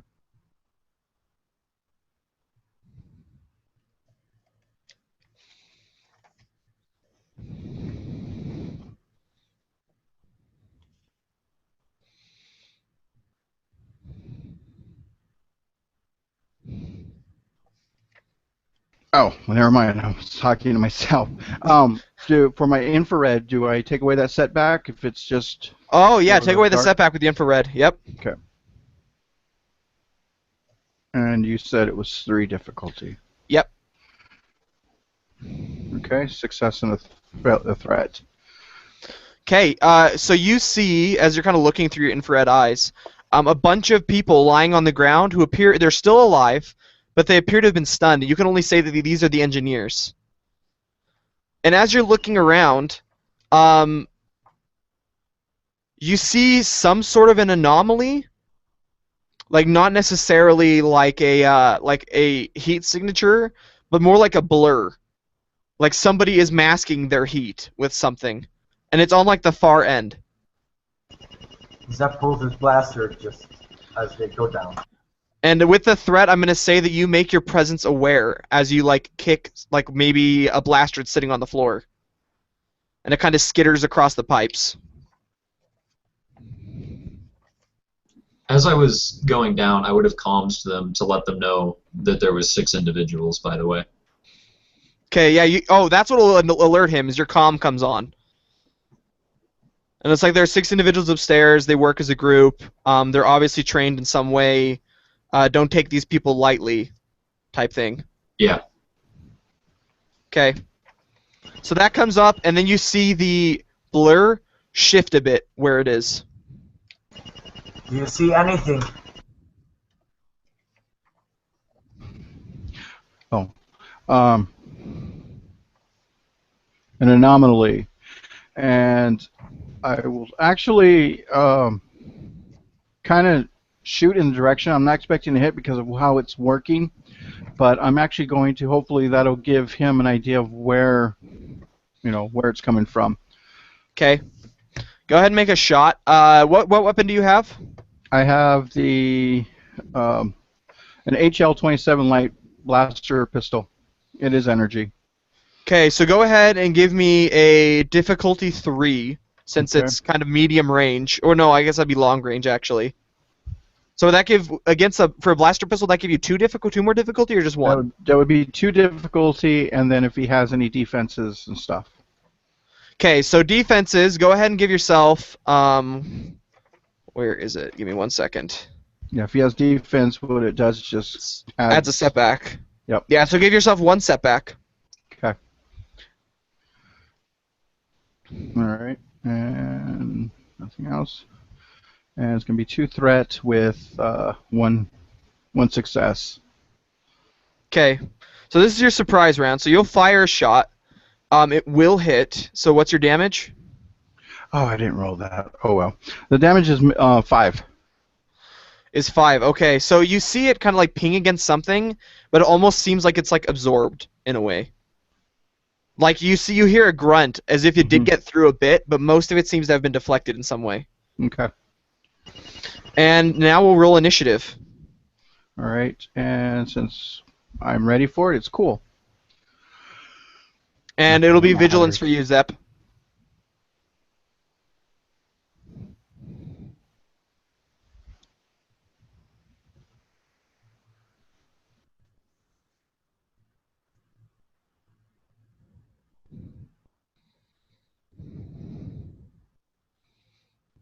Okay. So does 2 successes beat a success and 3 advantage? No, it's versus successes, so it's 2, then 1, and then the advantage. So then it would be player, NPC, and then player. Okay. And, okay. By the way, roll me a then- perception check, Kane. Difficulty 2 to see if you hear the blaster fire from below. So you'll go first then. Well, it's player, so I'm actually going to let Oh, okay. Aaron, if he wants to go first before I can. Yeah, sure. As soon as I see the shot go, I ready a stun grenade and throw it at the direction of the shot. Okay. Alright. Nice. So that's a light ranged attack, right? So go ahead and give me that at difficulty 3 with a setback.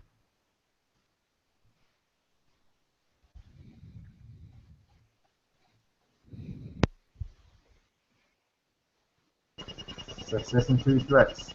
So how much strain damage does that do to him?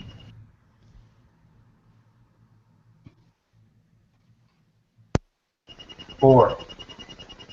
4 strain. Okay, so you see him kind of like falter a bit on his legs as he comes tearing out from behind this pipe towards you.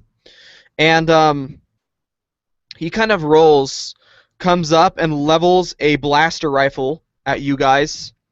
And he's going to fire at the one who's able to see him, at our Chiss friend.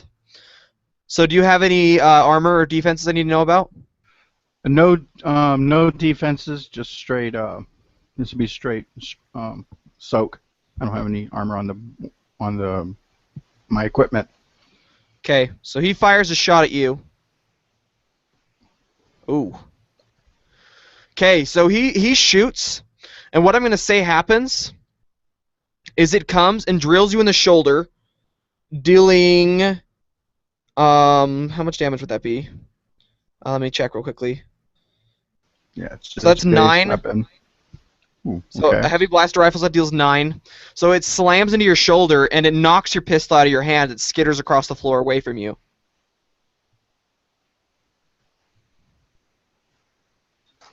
Alrighty. All right, your go. And um, I'm actually going to go with it and fall to the ground with it as if he had did more.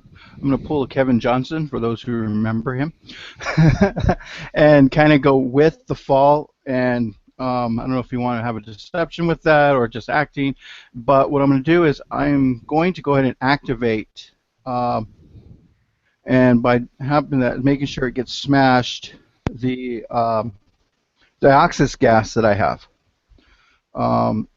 And I'm going to have to make the save as well. But it's going to be daunting, which is 4. And it's just basically, I'm not sure what kind of save it is. I think it's a resilience check. Yes, that's it. Resilience check against a 4. Because the gas is going to start billowing up, and hopefully, did I save for Zep to leave? Because in my head, I thought I did. Yeah, you can. I'll let you say that as a incidental. Okay. You can say, "Hey, get out of here," type thing. Yep. And Zep go, and then resilience. Wow. I don't think I'm going to make it. So go ahead and make your resilience check. I'll have him make his. And does it affect it if he has a rebreather on? It's a gas. It doesn't even say. I guess it wouldn't affect him. No. Okay. I'm just going off of that, so it's only me. So I got myself, not him. Yep. And I'm going to take. Oh. Yeah. Let's see. I got to go back down to it. I'm going to take. I wish I had this on paper because it'd be a lot easier to read. 7 wound damage and 1 strain for the next 3 rounds. Oh wow! Holy cow! I'm not damaging myself. It's the strain for the next 3 rounds, but the damage is going to hurt. Oh, so the damage is an initial 7, but then he takes how many strain per round? You take 1 strain. For every one of those, it inflicts 2 strain for each last 3 rounds. So it's 2 strain, and I guess I have to make it again each round. Oh, so he makes the save. He makes the save each round to avoid the strain. Okay. Avoid the strain. Okay, so he'll take that then. All right. Next up is Zep again. Oh, and you heard the blaster fire, Jaren, so you can. Oh wait, no, actually, I don't think you did. But you could You could yell around the corner, Zap, for him to hear it. Yeah, sure. I'll yell for the Wookiee. Kane. Okay. And can I Kane move up to the target? would swivel and start charging towards the boys. Okay. All right, go ahead, Zep. Could I reach the target, like running? Yeah, you could attempt to run towards him. If you used both of your maneuvers, you would get almost to him. You'd have to take your next turn to get there, though, because he's at long range right now. Oh shit! Okay. But then I guess I'll just fire my blaster at him. Okay. All right, go ahead.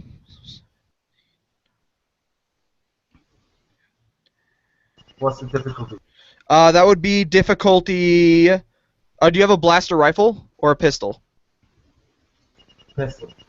Pistol. So that would be difficulty 3 with 1 setback since it's dark.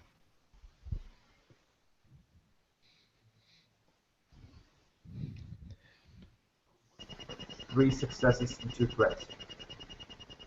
3 successes, 2 threat. Okay, yeah, you hit him. How much damage does that do? It does 3 damage. So with each additional success, you get another damage. You do 5, minus his soak. Okay, and then for the threat, I'm gonna have you make a resilience save.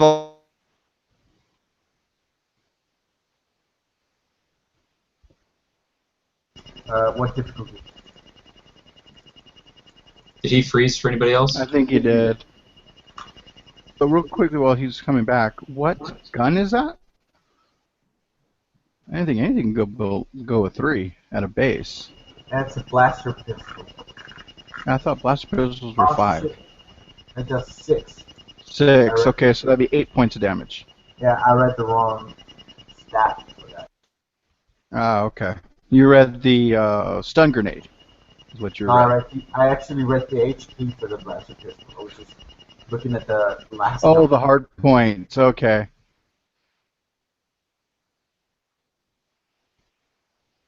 Yep, I think he froze. He'll be back, hopefully.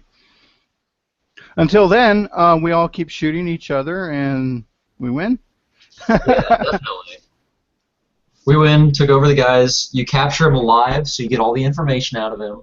Yeah, he wrote me a Right message to the saying leader. his computer shut down, and I'll be right back in, so I should text him saying, oh, I just gave it away. I was going to say, I should type to him, say, how are you typing to me if your computer's turned off? But, you know, these cool things called phones.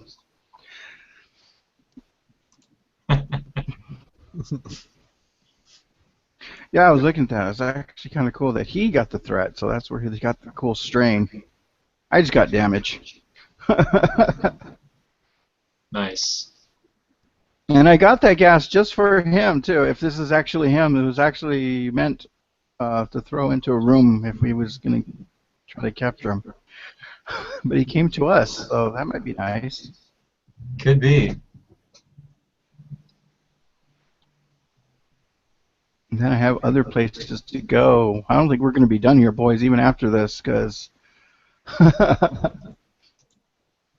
we got this place to go check out, and a lot of these Jedis that are around. I doubt they're all Jedis. I bet there's Okay. one Jedi, maybe Tyler Apprentice. says, And will he's the the- threat And have he's our the treatment face. threat make a difficulty 2 resilient save?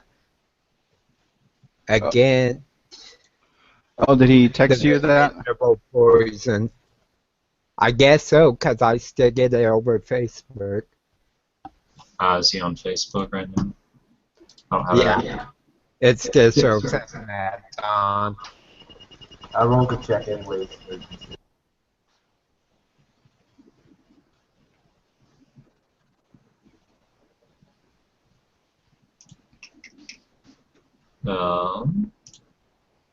Not sure. Let's see, where is this? And hopefully he'll be back in a minute. Cool. It's definitely quite a different experience for me. Have you played other tabletop games? I played 2 sessions of Shadow of the Demon mode, 1 session of Planescape, and then the rest has been D&D. That was so weird. I have no idea what happened there. Welcome back. So we killed everybody, we captured the guy, we got all the information out of him, and And now we're headed back to his hideout? No. Yeah, how long did it take for you guys to prepare that spiel? Let's not repeat the provokers here in their session 2 when Matt disconnected. All right, let's just kind of like roll with this. All right. Oh yes, and Kane found out that behind it is actually the Hut Syndicate. Yeah, is it really? Did you make that save for me, Twillick, by the way? Yeah. And what'd you end up I'm at- getting? A threat. Just okay, 1 threat. All right, so you're gonna take residual damage from the poison. You won't have to. Do you want to take the strain each turn? But I'm gonna say you take 3 wounds, All right, cool. regardless of what your soak is. All right. Okay, so we can pick up then. So next was the assassin. I mean the person, right? Okay, so he is going to. You're not there. You'll be able to act next turn. Senor Wookie, Mr. Kane. am I going to show up at some point as well with the elevator coming back down? Yeah, you would come back down right as the door opened. You'd see Kane rushing towards the engineering. Okay. And then you'll get there the turn after him. Then Okay. make your while you're I doing like- that, make your 4 difficulty of this resilience for the strain damage. So he needs to make it Perfect. again. Here we go. Is there anything around that I could quickly grab to like lodge in the door so that it can't close all the way and go up? Ooh. Yeah, you could like lodge a probably like a chair or something in the door. Okay, yeah, I do that before I head in, even Okay. if it takes another round to get there. So, he's going to take 6 strain because it's 2 per threat, and it's 1, 2, 3 times 1, so 2. It's 6. 6 strain. Okay. Oh man. Ouch. Yeah, I didn't realize how bad it is. I was like, holy cow! And they're cheap. That's what's funny. They're like 200 each. Well, Okay, so maybe another they're not 6 cheap, but So he turns after like getting exposed to this like chemical, and starts like sprinting down the hall away from you guys. So he's gonna use his maneuver to run, then take another maneuver, suffering 2 more strain, to sprint away from you. All right. Okay. All right. Next up is our Chiss. So go ahead and make your resilience save.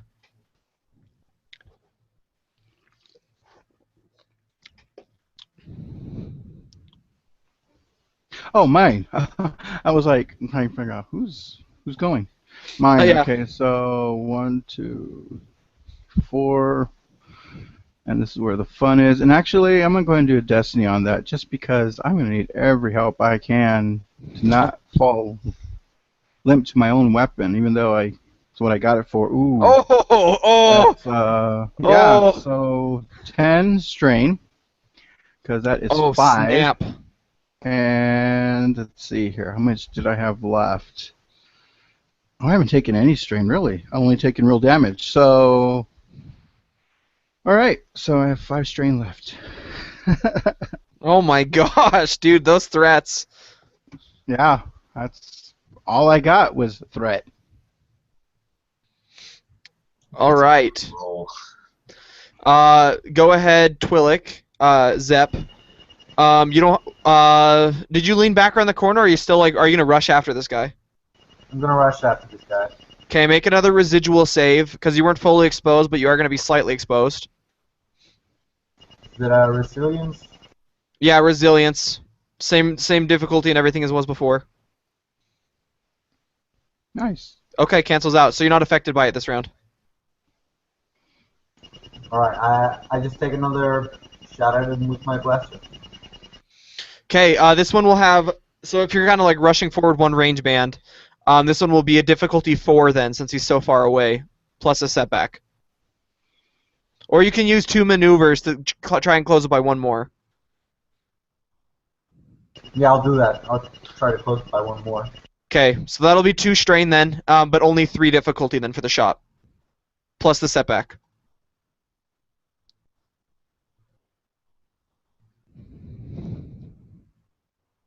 Okay, so you fire at him, your shot goes wide, and it pings off against one of the metals, one of the metal piping.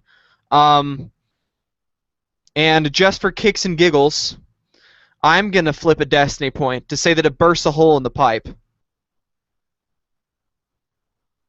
Yeah, I like that. So the pipe starts spilling this liquid out onto the floor, meaning that area is going to be kind of slippery, but also that somebody's not getting the liquid that they need up above, the paralysis liquid. All right. Okay, so it's him next. Actually, we'll have our Wookiee friend go. You show up. Okay, Kane would kind of glance around really quick, try and piece together what's going on. Yeah, you see a figure in the far off in the distance down this maintenance tunnel, just disappearing into the shadows. And you see your Twillick friend chasing after him, and your Chiss friend just like having like a seizure on the ground. I think I would go to the is and try to make sure he's okay really quick. So do you have any medical items like stim packs or Yes, emergency I med packs? do. Okay, so I I'll let you. actually have 2 stim. So I'll let you make a medicine check with a boost dice, or you can simply give him 2 boost dice on his turn on his check. So I you can think either make the check or give him boosts. I think I'll give him the 2 boost. Okay, so you'll have 2 boosts on your next save And against then this soon this as poison. I see that he's still alive, I'll start chasing after this figure. Okay, so I'll say that your action was giving him the medical attention he needed. One of your maneuvers was spent getting down here, so your other maneuver can give you 2 strains to chase after him if you wish. Okay. Okay, so take 2 strain to chase after him, and I guess that'll be it then, unless you want to use any incidentals.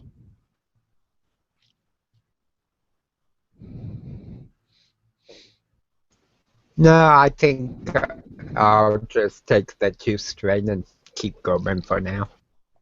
All right. Next up, we'll go with you'll be their next turn, Mr. Ravas. So now it's this figure. So I'll make the save again.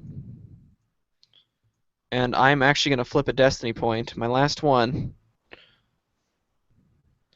to give him that. Okay. So he succeeds. He takes a bit of strain, though. I'm going to say that he's able to ebb the flow of this poison inside of his body. He had some sort of a vial or something on him, like an antitoxin, that he administers to himself. Okay, so it'll be 1 strain, though. Well, 2 strain. But then he's going to use the rest of his maneuvers, again, to just keep sprinting away. So he'll take a double maneuver to sprint down the tunnel. Okay. All right.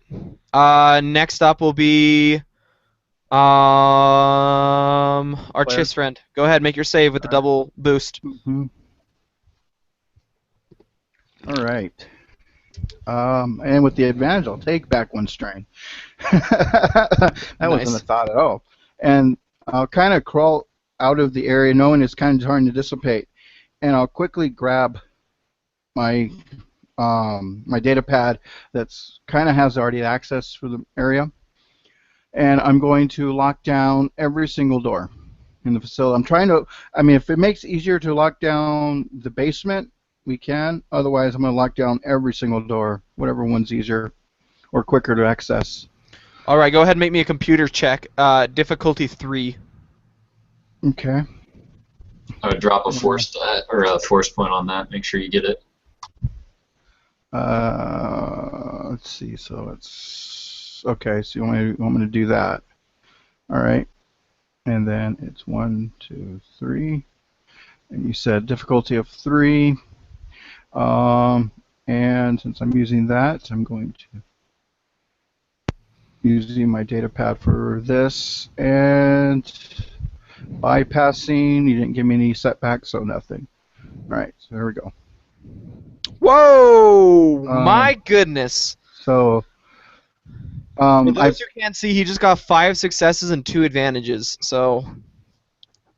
Yeah, and one of the advantages is going to be basically towards Zep for attacking him because he is the closest, and it makes it a little bit easier because this guy's probably thinking he's going to open it up, and it's going to give him his defenses down just a little bit. And as far as I can tell, nobody's coming in or out of this area. Hopefully the rest of the area is locked down as well. So not even those guys up top can get out, I think. It's up to you. Oh, those guys up top are already gone. But Okay. what I will give you, if you want a suggestion for the advantage. I've already used them. Oh, you used both of them already? Okay, never mind. Yeah, my advantage for me was to get back a setback, or a strain, and for Zep to attack, like his defense lowered, because he's Okay. gonna go to the door and like realize can't get out.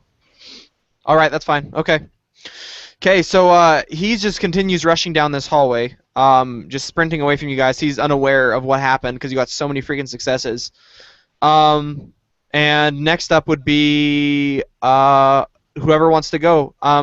So you're gonna show up right now, Ravas. You'll see your Chiss friend on the ground, kind of typing away at the data pad. You'll see the Wookiee and the Twi'lek rushing down the hallway after something. Go ahead, or go ahead. Whoever wants to go now. Two of you will go before him. Two of you will go after. I'm not doing anything overly important, so you guys can probably go. How Yeah, far? I think I would go after as well. How far is Zep from the guy? So the guy is still maintaining a long range band from you. Alright, so he's out of my blaster range. Yes, but if you took a double maneuver, you could get yourself to medium. Alright, yeah. I'll do that again and then fire the blaster at him. Okay, so that would be a difficulty 2 with a single setback.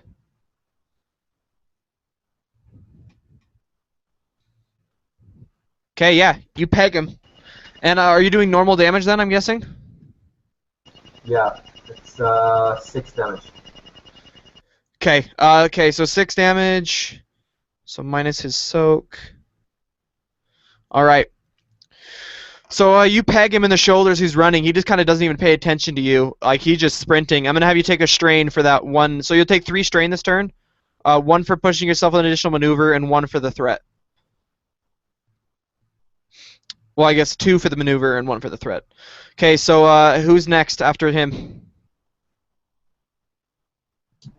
Kane, I think you're probably the closest of us. I don't know if Gabe has anything specific that he wants to do, but I'm not going to get there in time to do anything there, so it's up to you. I'm already gone, but I'm basically keeping them locked in with the computer system. So, Kane, I think if you want to do it, you're the closest if you wanted to keep chasing him. Yeah, I think I would have to use double maneuver since I'm Yeah, using you could close with a blast. double maneuver from extreme to long. So you could close from extreme to long and then take a shot if you wanted to. Okay. And you've got a blaster rifle, right? Pistol. Oh, blaster pistol. Okay, so that would be difficulty 3 then, with a setback. Okay. What is my pistol?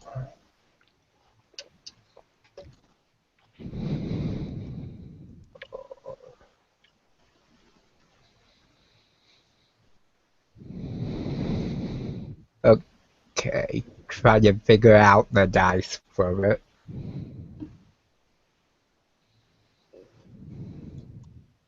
Be your ranged light, I believe. Yeah, ranged light for a blaster pistol. Yeah. Using your agility. Okay. You said difficulty 3? Yeah, difficulty 3 with 1 setback.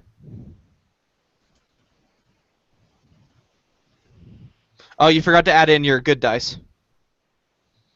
So just roll whatever your agility is, and if you have any ranks in light, ranged light. Okay, so 3 in ranged light and agility. Well, that's the ranged light. Okay. Oh, right. So that's just based off your agility. So yeah, you'd have, if you've got 3 ranks. Wait, do you have 3 ranks in it, or do you just have 3 agility? Hold on a sec. Let me check. Under range light, it shows the 8 green diamonds. Okay. Yeah. Okay. So you only roll that then. All right. So yeah, you let me see. That'll miss. You just get 3 failures then. So your shot goes wide again. Kind of it pings off across the ceiling, leaving the smell of burning metal in the air. And this figure's hobbling at this point. He's not looking good.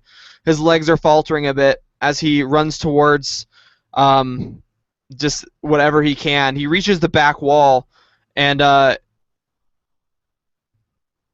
yeah, he reaches the back wall and he starts like kind of like inspecting the door, like he's like trying to push the button and it won't open. He looks over his shoulder and sees you guys, and he looks down at his weaponry and looks up at you, and he pulls out a holdout blaster, sticks it to his head, and he looks at you guys. As you're rushing up towards him, you hear him say, "For the rebellion," and he pulls a shot, and his head cocks to the side, and he falls to the ground.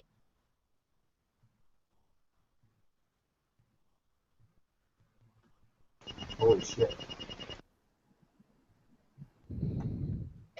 So if this comes back around to us, we don't know any of that happened. Yeah, you see a couple flashes of blaster fire as people are shooting, and then you see one last shot, and then no more fire, no more blaster fire. Okay, so Rizzo, you're laying on the ground, correct?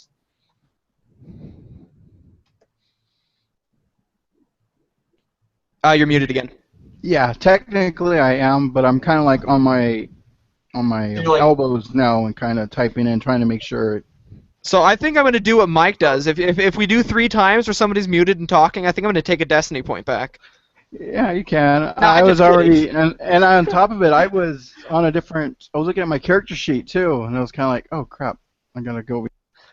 No, I'm just kidding, man. Sorry, I don't really care. Tabs of pain. I've got a lot open myself.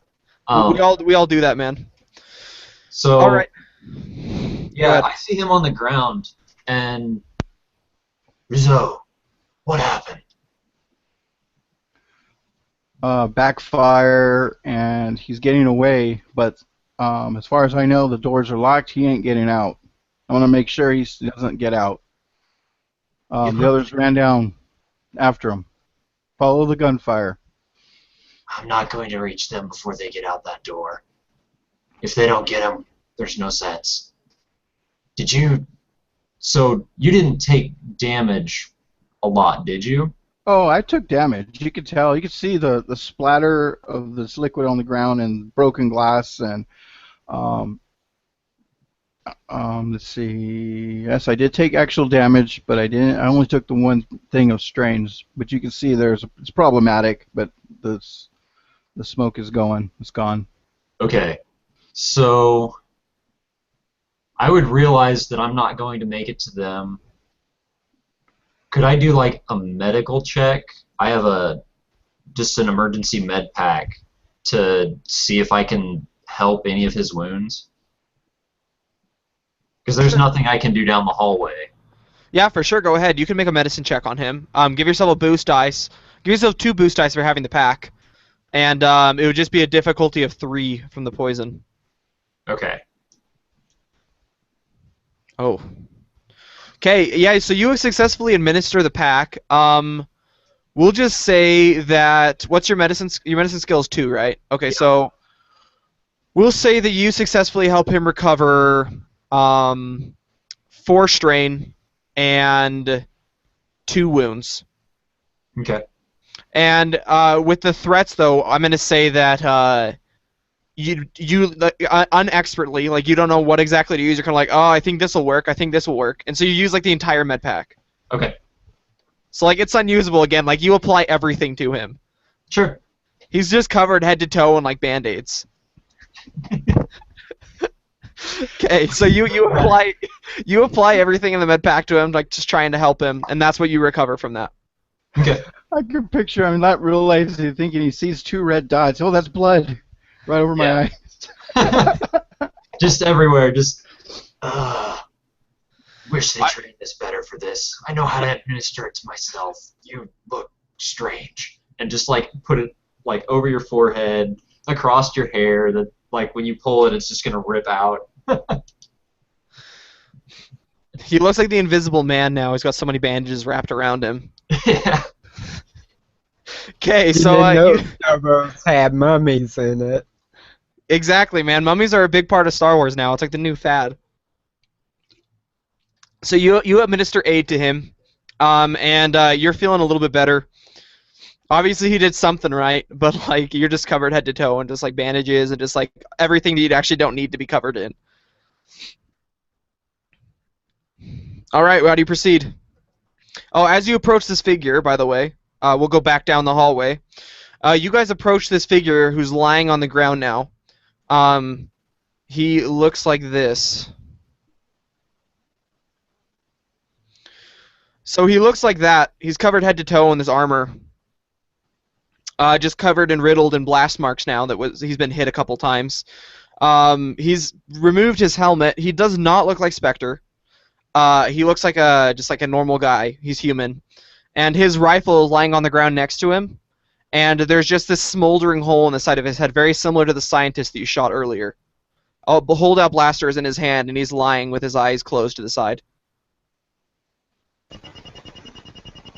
Zep will pocket his blaster to begin with, and then go over the body and see if he can find some kind of... His blaster pistol or his blaster rifle? His pistol. Okay, so it's a heavy blaster pistol, by the way.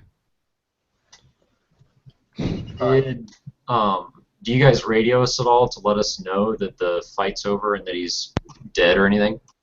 Yeah, Zep kneels over the body and kind of checks out his face and goes over the comm link. The target is down. And that, as he says this, Aim would finally catch up and just stick his pistol right in the guy's mouth and shoot, making sure that the hunt's dead. The double tap.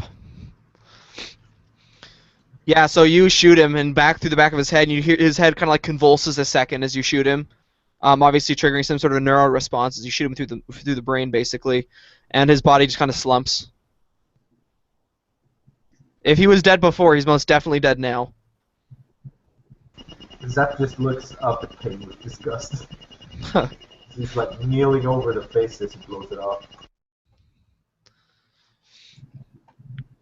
So we get that comm, and I guess like right as I'm dumping this last bottle of whatever medicine it is, just like all over him. Well, sounds like they got him. Shall we go find out how badly they screwed up this time? Or if he's alive, we could question this individual. That would be ideal, but I'm not holding out any hope. As Zep and Kane are waiting, he kind of looks over to the Wookiee and goes, "We don't have to tell him that he did it himself, right?" Kate just smirks, says, "A secret, a kill." Nice. You know, I have always liked... Okay, you guys go down the hallway following them, and you guys reach the end, and this guy is just like lying there on the ground, and there's like a pool of blood beneath him. Okay. There's a big hole in the back of his head and the side of his head. All right, I'm gonna quickly open up the shirt or pull off the armor. I guess we have to do that, but I basically want to expose to his chest to see the left side of his chest. See if The symbol's there. It is there, and I will definitely. I mean, hopefully they're already started, but I'm gonna start searching them for some kind of data pad or any type of any kind of electronic equipment that might give me some kind of insight. Okay, He so had a heavy blaster rifle there too, right? yeah, he had a heavy blaster rifle there too. I pick it up and I'm looking at it, like trying to determine like where it might have come from. Roll me a mechanics check as you're looking at it. Difficulty just 2. You know blaster rifles. But also, you can roll me after rolling that, roll me just an education check. Difficulty 2 as well. So as you're searching this guy, he was obviously very, very skilled. He has nothing identifiable on him. And his face is blown apart, so you can't really scan his face. Okay. Kane's gonna look over at Russo. Right before he died, he was shouting about for the rebellion. Obviously. We heard before that these men with this tattoo, it's a symbol of the rebellion around here. So was that first check the mechanics check? Yeah, unfortunately, first check was the mechanics check. So you can tell that there's some sort of an attachment on it. Like there are a bunch of attachments on this gun. This gun is like high caliber. Mm-hmm.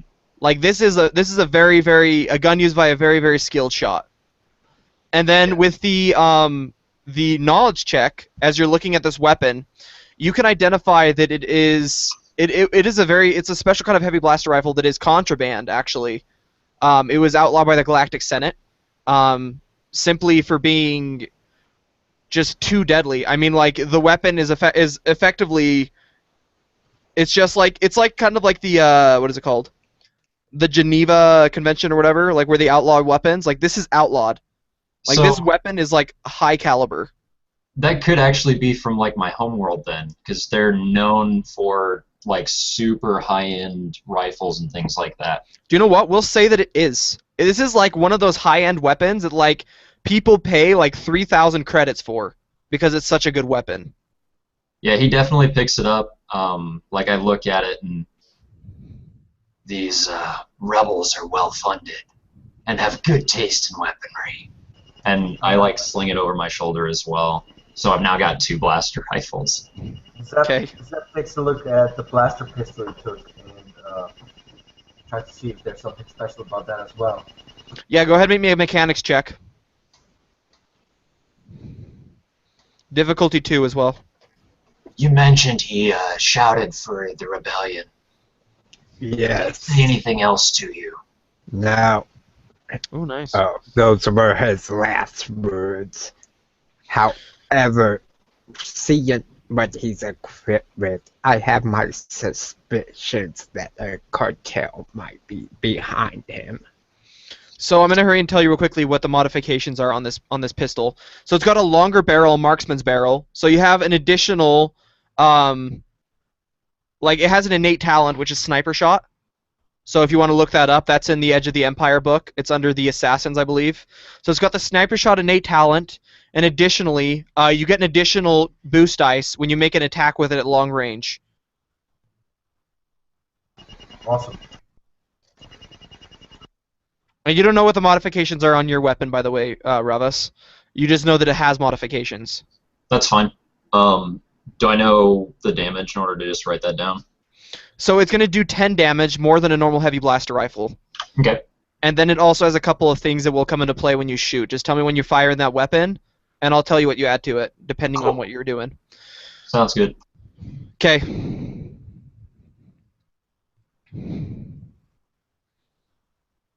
So what are you guys doing? To me, he was running down this hallway for a reason, and it more likely wasn't to ambush, was actually to get away. I'm going to actually continue down the hallway to the door, and then look at the door specifications and look on my datapad and actually unlock that one. Yeah, And you unlock the door, and the door and slides open. we go through, seeing if we can find some kind of pathway, back way that he was going to use.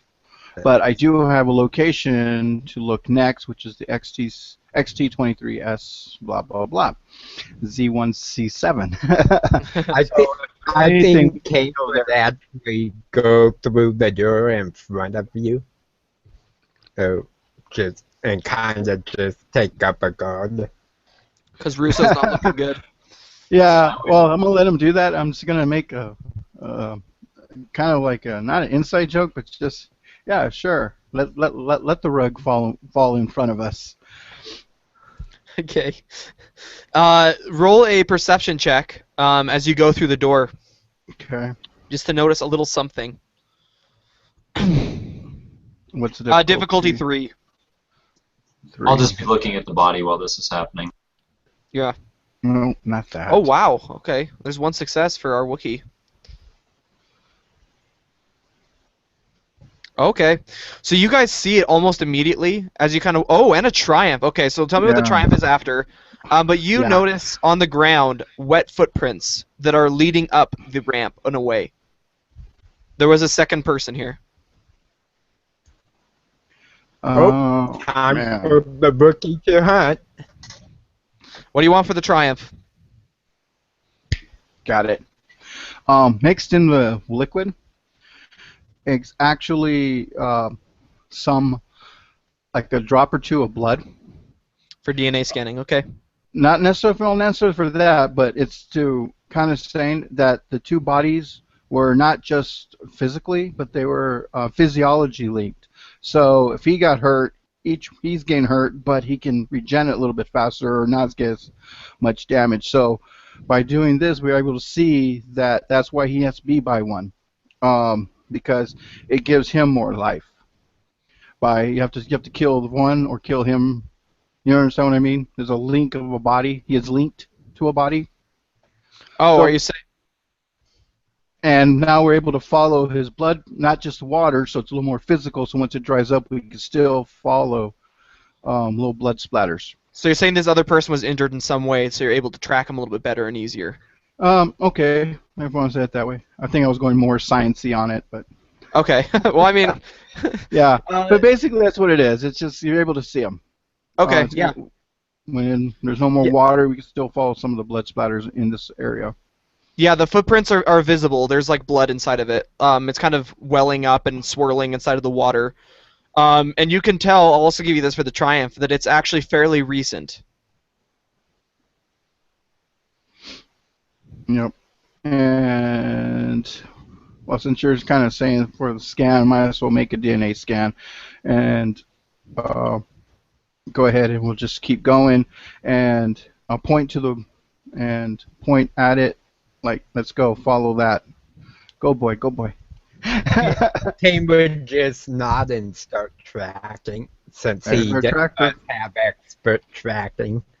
Do you Okay. guys say anything for us to follow you, or? I pointed. Well, we're not in the same room. They were still We're- inspecting the body. The door was right there, I thought. Yeah, the Okay. door's right next to the body, though. So, I mean, like, he's like, follow this type thing. So you would hear him. Okay. Yeah. Yeah, then I'd follow. Like, I would look around, make sure everything was taken care of there, and then like follow them. Okay. That falls as well. All right. You guys follow this kind of like these footprints up and around this corridor. They kind of break off to the left again. It's like this little winding stair, like a ramp that goes up and around until it reaches the base floor. And there's a door there that's open still. And outside it's raining lightly. Rain is falling on the street. And unconscious on the ground are two Imperial stormtroopers.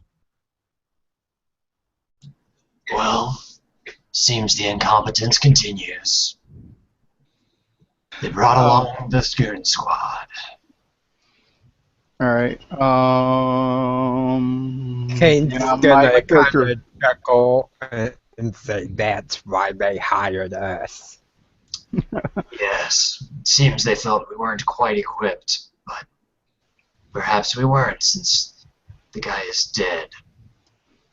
And I'll actually unplug the surveillance system, basically the audio, so I can kind of monitor if there was anything being said over the comms from the trooper's helmet. Oh, so you basically take their comm system that Yeah, records. from- Okay. Yep. All right. If I hear anything or follow anything, kind of get an idea of what's 'Kay. there. So as you turn it on and start listening to it, you would hear these stormtroopers are kind of like just standing quietly, nothing's happening. And then as you're fast forwarding, you finally hear a voice. It says, "Hey, halt there. This is Imperial control. State your business." And you hear a figure, and you hear somebody say, "You will ignore what you've seen here and let us pass." And the stormtroopers say, "We will ignore what we have seen here and let you pass." And they push a button, and you hear bzzz as the door opens behind them, and they step to the side, and you hear footsteps, two sets of footsteps, going down the middle ramp. And then the doors go zzz. And I'll state there's still two more. And kind of get a direction on the footsteps on the. I know it's muddy, but at least one of them, there should be some kind of blood around. Did you get a voice recognition off of that at all? Don't. Yeah, I would, but it's not gonna. That's not necessarily what I need to do at the moment because I'm still processing something else, the DNA. So it's gonna. I can't really Sure. process a couple things. But it's pretty much this person that we're looking for. Right. I was trying to just get a better read of who the heck they are. And Um, then I'll go to the live feed to see if I am hearing trans transitions or not transitions transmissions from other trooper movements around in the area. Yeah, you just hear like a couple of troopers checking in. It's all clear on this side. It's all clear on this side. Nothing happening over here. It's all dark. You hear a couple of people, a couple of troopers talking about uh, whoever was at the casino's gone. Not sure what happened there. Strangely enough, they didn't take any of the money. They left the bags at the door. It must have been some sort of diversion. Look into it further, and they're kind of just like discussing this over the chatter, over the comms. Um, by the way, I feel like I need to elaborate that what you listened to was the recording of the troopers talking to the two people who came in. Mhm. And there was only two. There wasn't like three. So you're looking for one more person. Oh, because you said us and then two sets of footprints. Okay, Yeah. those are the words I was going off of. Yeah. Never mind. So Okay, there's one, you're looking for one person left. yep. And Is there any way Zep would like look for any other way to track the remaining one? So the rain is kind of washing away whatever blood trail you had.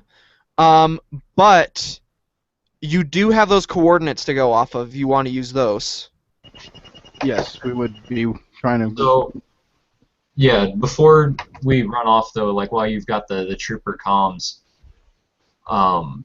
maybe I grab it from you and Send us a squad.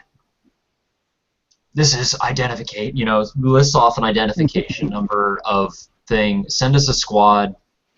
We need backup immediately. We're hot on the trail of things. This is, and just get a squad with us, or at least moving to the location that we are. Okay, Area whoa. locked, like the area around it needs to be locked down. Don't interfere, but don't let anybody out without a specific access code. Well, okay, and then I'll let him kind of after that. I was like, well, we better get going. We don't want them to know that we're here as well.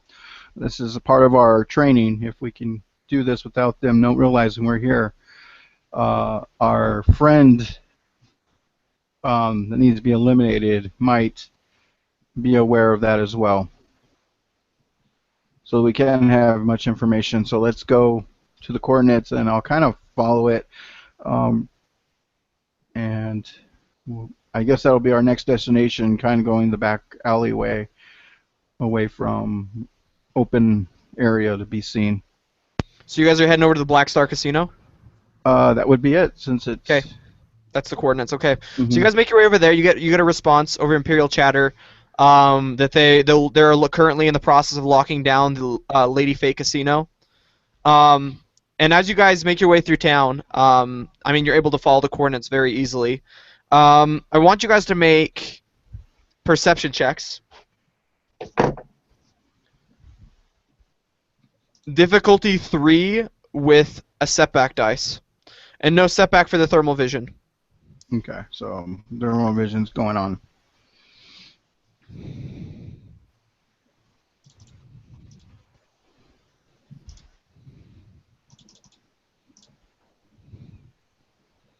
Okay. So, we'll say you notice, but not in time, a single figure disappearing behind a rooftop, and then you don't know where they go. You see like a figure kind of who was watching you with macro binoculars, and then they kind of just disappear around the rooftop. As we go, or Like, as you guys are walking down the street, you would just see one, like up on a rooftop, like off to the right somewhere. Like a fair distance away, enough that you can't get to them, but you do spot them. They spot you, and they kind of just disappear around the corner trying to run, like getting away. fellas, I have a nasty feeling that we're not alone here. We are being watched. Then all haste is necessary. Okay. Oh, sorry. Go ahead. All I'm trying to say is, keep your eyes peeled. What's the rooftops? Of course. Okay, so you guys continue along then, along the street, and after no time at all, and no other disturbances, you guys arrive at the Black Star Casino.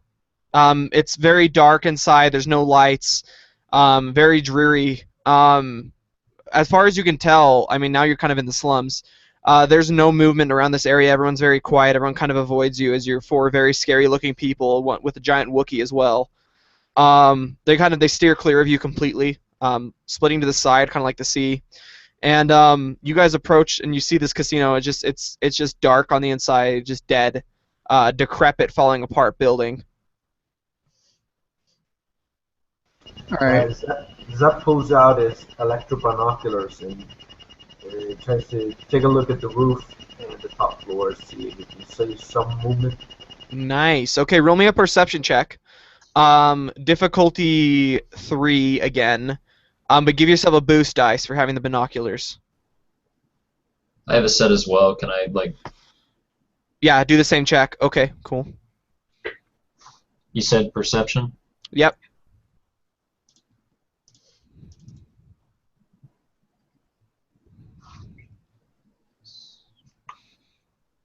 Where's that? There it is. Okay.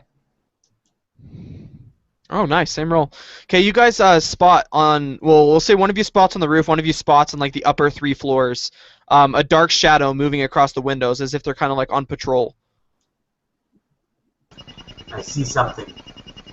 I do Up as at the well. top. Stay close to the building then. And Looks like at least 2 patrols. I'll kind of like try to like stay against the wall, and then I'll start looking at the ground more, try to not find an entrance, but try to find maybe an underground bunker opening of some sort. Probably more out of kind of more obscure area, because they want us to think that we're looking up, but this may be an underground facility because the last facility we were at just had a basement area as well, and that's where my thinking's at. So it's not just happening, why I'm thinking it. Okay, okay. Yeah. One of the questions I have real quick. The people that were on patrol, like, they just look like a normal patrol, right? Not that they're on high alert or anything? Currently they don't look like they're in high alert. Okay. But they do look like they are at least vigilant in some way. Right. It seems our presence has not been disclosed yet to the patrols. Let's see if we can keep it that way. Hence leaning against the walls as we move. Right. Kind of like snicker. Yeah, just confirming that they don't know we're here yet. Let's try and be quick, but... Alright. So... I'm going to need you guys all to make stealth checks for me. Difficulty 3. But give yourself a boost dice because it is rainy and obscured.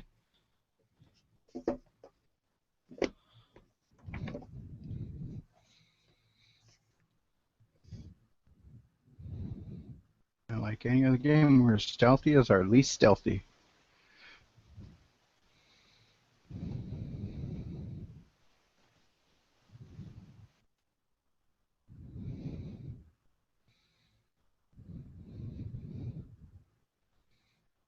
Okay. So I'm just waiting for Jarns then. Okay, which dice is it? For the stealth check. Do you have any proficiency in stealth? It's the 3 green triangles and the blue square. Okay. Okay, so give yourself the 3 and 2 boost because if you already have one, you get another one, and then it's just against 3 purple. Okay, so that'd be 2 of the blue squares and 3 purple. Okay. I had another proficiency I forgot to add, so that's that extra blue. All right. So you guys are all pretty stealthy except for our Wookiee friend, which is to be expected. He's just kind of like fearlessly striding forward. Doesn't really seem to care about the whole stealth. He just wants to get the hunt going. And as you guys are kind of, I mean, it's pretty hard to hide his like massive shape that's like looming in the middle of the street. So well, you'll see what happens. He Okay. has black fur. I think Kane would know Obi and Hunter and his size and everything. He should be stepping away from the group, kind of off to one side. That way, if they spot him, they won't be looking at the others. So you're kind of playing the decoy type thing then. Exactly. Okay, so you're kind of walking not on the opposite side of the street, but at least like towards the middle of the group. The rest of you aren't seen. They spot him. You don't see any change, but they are watching him though. I mean, it's not very often that you see a Wookiee. So they're keeping an eye on him. Is there any other traffic like in this area, or are we the only people around? There's the occasional passerby. Everyone. I mean, it's late at night. Everyone's kind of like, it's like the wee hours of the morning right now. Okay. Okay, seeing an occasional passerby, I think Kane would kind of act like they're following that person, and kind of try to lead their attention away from where the group is. Okay.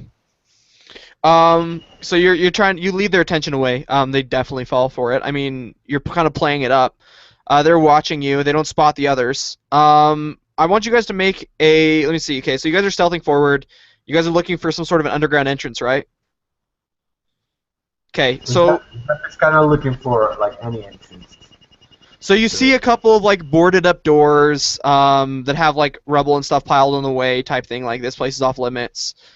You could easily climb around it or over it or through it.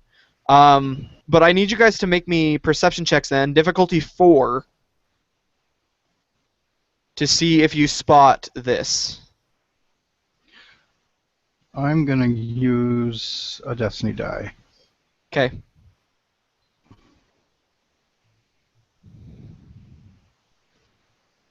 All right.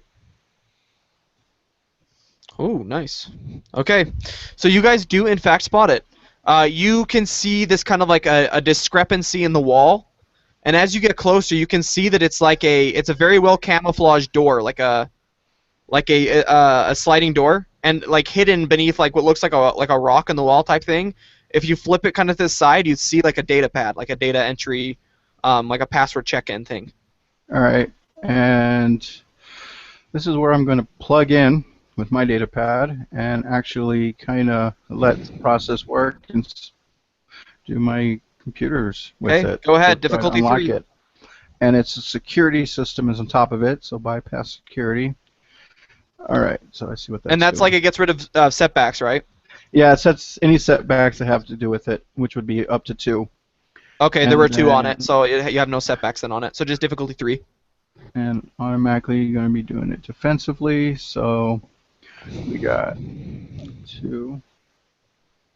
1, 2, is that right? So we got, just double checking everything. Yes, 2 and 2, and then the setback was 3. I mean, not setback, the difficulty. The difficulty was 3, yeah. Okay. And I think I'm happy with that. Yes, Sam. Okay, all right. Yeah, the door goes, psst, slides open perfectly. What do you want to do with the advantages? The advantages. Oh man. This is sometimes always the hardest part. I have a suggestion for 2. one of them if you want it. Okay. What do you? I'll say that at the same time you're able to download a map of the facility. Notice of importance of conflict. Okay. Yeah, let's go ahead and allow that one. And I will add a well. Let's see. Cover 1 strain next to the next ally check. All right. So the next ally check will have a boost as well for the other result for the other advantage. Okay. Yeah, you don't tip them off at all. There's no alarm. The door slides open perfectly. No one even knows. And it's automatically starting to do this little diagram, and I'll let it finish, and then kind of give a motion to follow this path and try to figure out, and let's go. Okay, so you see as you look down at this map on your datapad now that there's a couple of hallways that go off and around. There's a stairway that kind of curls up and around the outside. And then there's like a central gathering room towards the center where all the casino machines would have been, but it says now that's like a meeting room type thing. I point to the whatever location I seen the patrol walking and go, There's at least one patrol here. Yeah, that's on the very top floors of the building, so that's like 50 or 60 floors up. I think after maybe 5 minutes or so of kind of following this passerby, I would kind of make a right path after almost a circular U-turn type. Yeah, they've And stopped start watching you at this point. They're kind of just back. like, whatever. This like Wookiee is being weird, so like, just ignore him. So after 5 minutes, you circle back around and you hear footsteps behind you as your Wookiee friend shows up. Yeah, I probably would have had a gun facing that way until I realized it was him. But I think while that 5 minutes, I think we got a quick look around. I think if anything, we're going to have the jump if we actually stay in here, hide, and see if they come into this room for any purpose. And this may be our chance to basically have him come to us. Okay. So you guys are gonna go towards the meeting room type area? Yeah, and we're like I said, we want to take. At least I want to try to take hiding positions. That way, when they come down at any given point, we're there. We're already there. They want me. Whatever they try to look outside, they're not going to see any movement because we're already inside. Okay. So. yeah, is roll- there a place that we would notice I would have like a vantage point to be farther away, like covering the area? You could go up a floor. There's like a balcony on a floor up if you wanted to. Okay. A half layer or half level. Yeah, I think I may go up that half level. Zep would try to find like an elevator shaft or something close by. Yeah, you guys can. So there's like, as you like look into the room, there's like a bunch of crates sitting around, a couple of chairs sitting around here and there. There's like a not like necessarily a podium, but there's like a table with kind of like a map of the city on it. There's a couple of supply bins over to the side.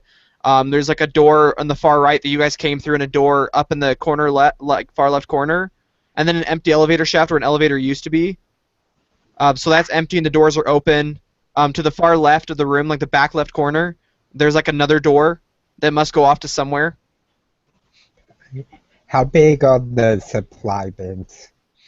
The supply bins are like the bins off of rebels that have like the guns in them, but they're stacked like 4 or 5 high, so you could hide behind them if you wanted to. Okay, yeah, I think that would be where I would try to hide behind, since I know I'm not a small creature.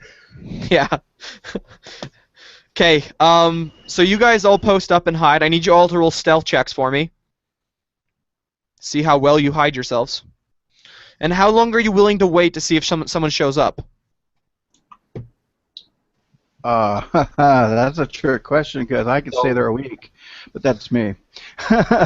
Well, yeah, I mean, I'm trained as an assassin, so I'm pretty patient in this type of thing. Zep is not as impatient, so he would maybe wait for a half an hour or something.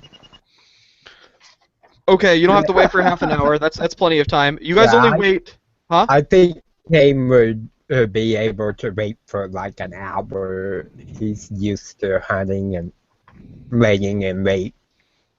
Okay. And the difficulty... It'll be a difficulty 3. Okay. But give yourself boost dice, 1 boost dice because the room is dark.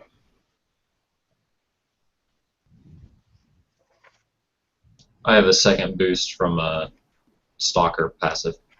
Okay.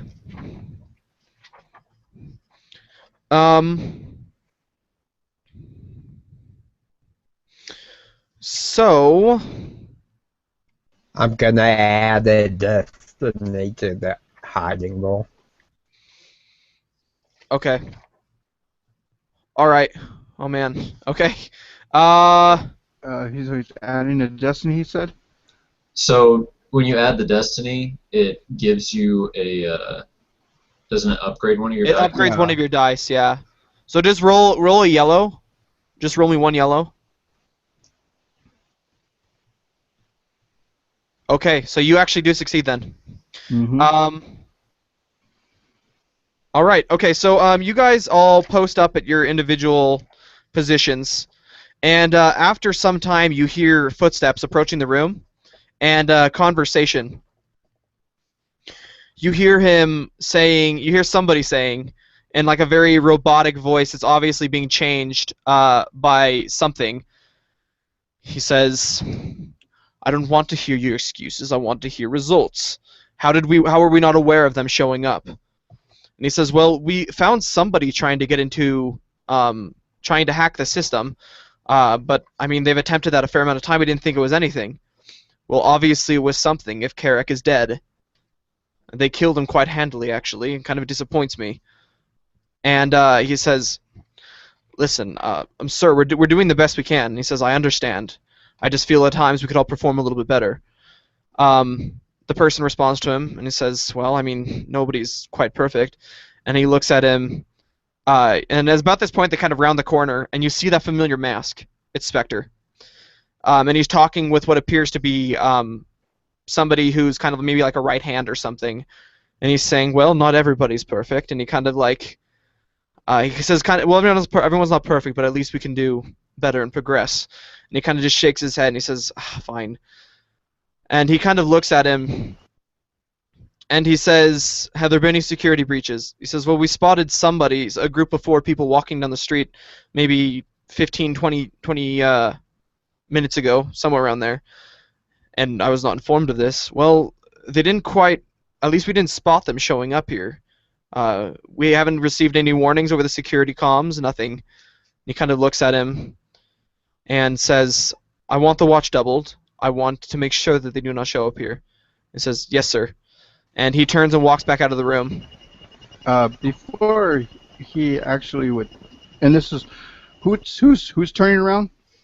The right hand, kind of this like normal looking guy. He's turning around. Yeah, he's turning around to leave. Okay. He's actually going to be my target because I do not want that information to be Disclosed. man, hold on. I might be. I'm gonna. You know what? No, screw it. I'm gonna do something different. I'm actually going to. Because he said that the doors slid open, right? So I'm going to hack the system to close that door. Okay. And yeah, I'm gonna have to do that because that would actually be better. Okay, so give me a computers check. Difficulty 3 again, but no setback because you've already hacked through the security. Yeah. Give yourself a boost dice because you're technically already in. And again, I want to make sure this happens. So they're gonna have plenty of stuff against us to do. Setback and pop this open for 3, and then you said 3 difficulty. Nice. Okay. Yeah, those doors immediately slam shut. And he kind of like turns around and looks at it, and the figure that Spectre doesn't even respond, and you just hear him under his breath, and he says, "I knew it." And as soon as he says, "I knew it," Zep arms a frag grenade and kind of rolls it to him. Oh shit! Yeah, there's a Nice. sniper shot from the heavy blast rifle that goes off like right after. I'm so glad they can catch my cues. I don't need Okay. to tell them a thing. And right about that time, Kane would take a blaster pistol shot at Spectre as well. Okay, so you guys will get one surprise round, but he was also kind of prepared for this, so we'll see what happens. So go ahead, everyone do your attacks. This is against a difficulty of, let me see. So difficulty of 2 red, and then also you will have a setback for any attacks against this person. Okay. Do I need anything different when rolling that heavy weapon? Okay, so now you're taking your shot for the first time with this heavy weapon. Add to your weapon 1 boost dice. Also, wait, let me think. What was exactly was on it again? Let me hurry and check. Okay, 2 boost dice. Give yourself 2 boost dice on the shot. Okay. As you hear the barrel whir with the shot, it has a spinning augmented barrel, and then your scope has an auto lock on it. Okay. And I have precise aim, so another boost for aiming. And I'm going before this person, so I get another boost die.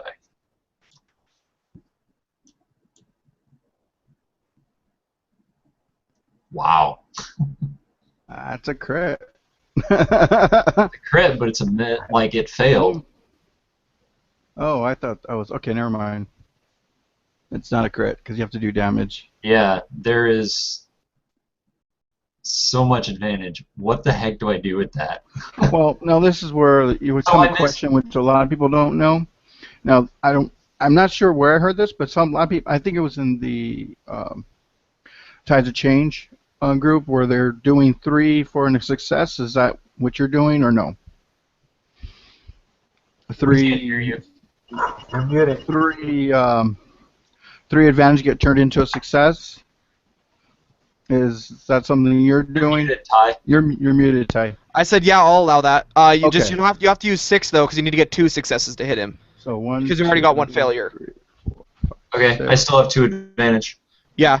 So you can recover strain. You can give boost dice. You can notice something important about this figure. Yeah.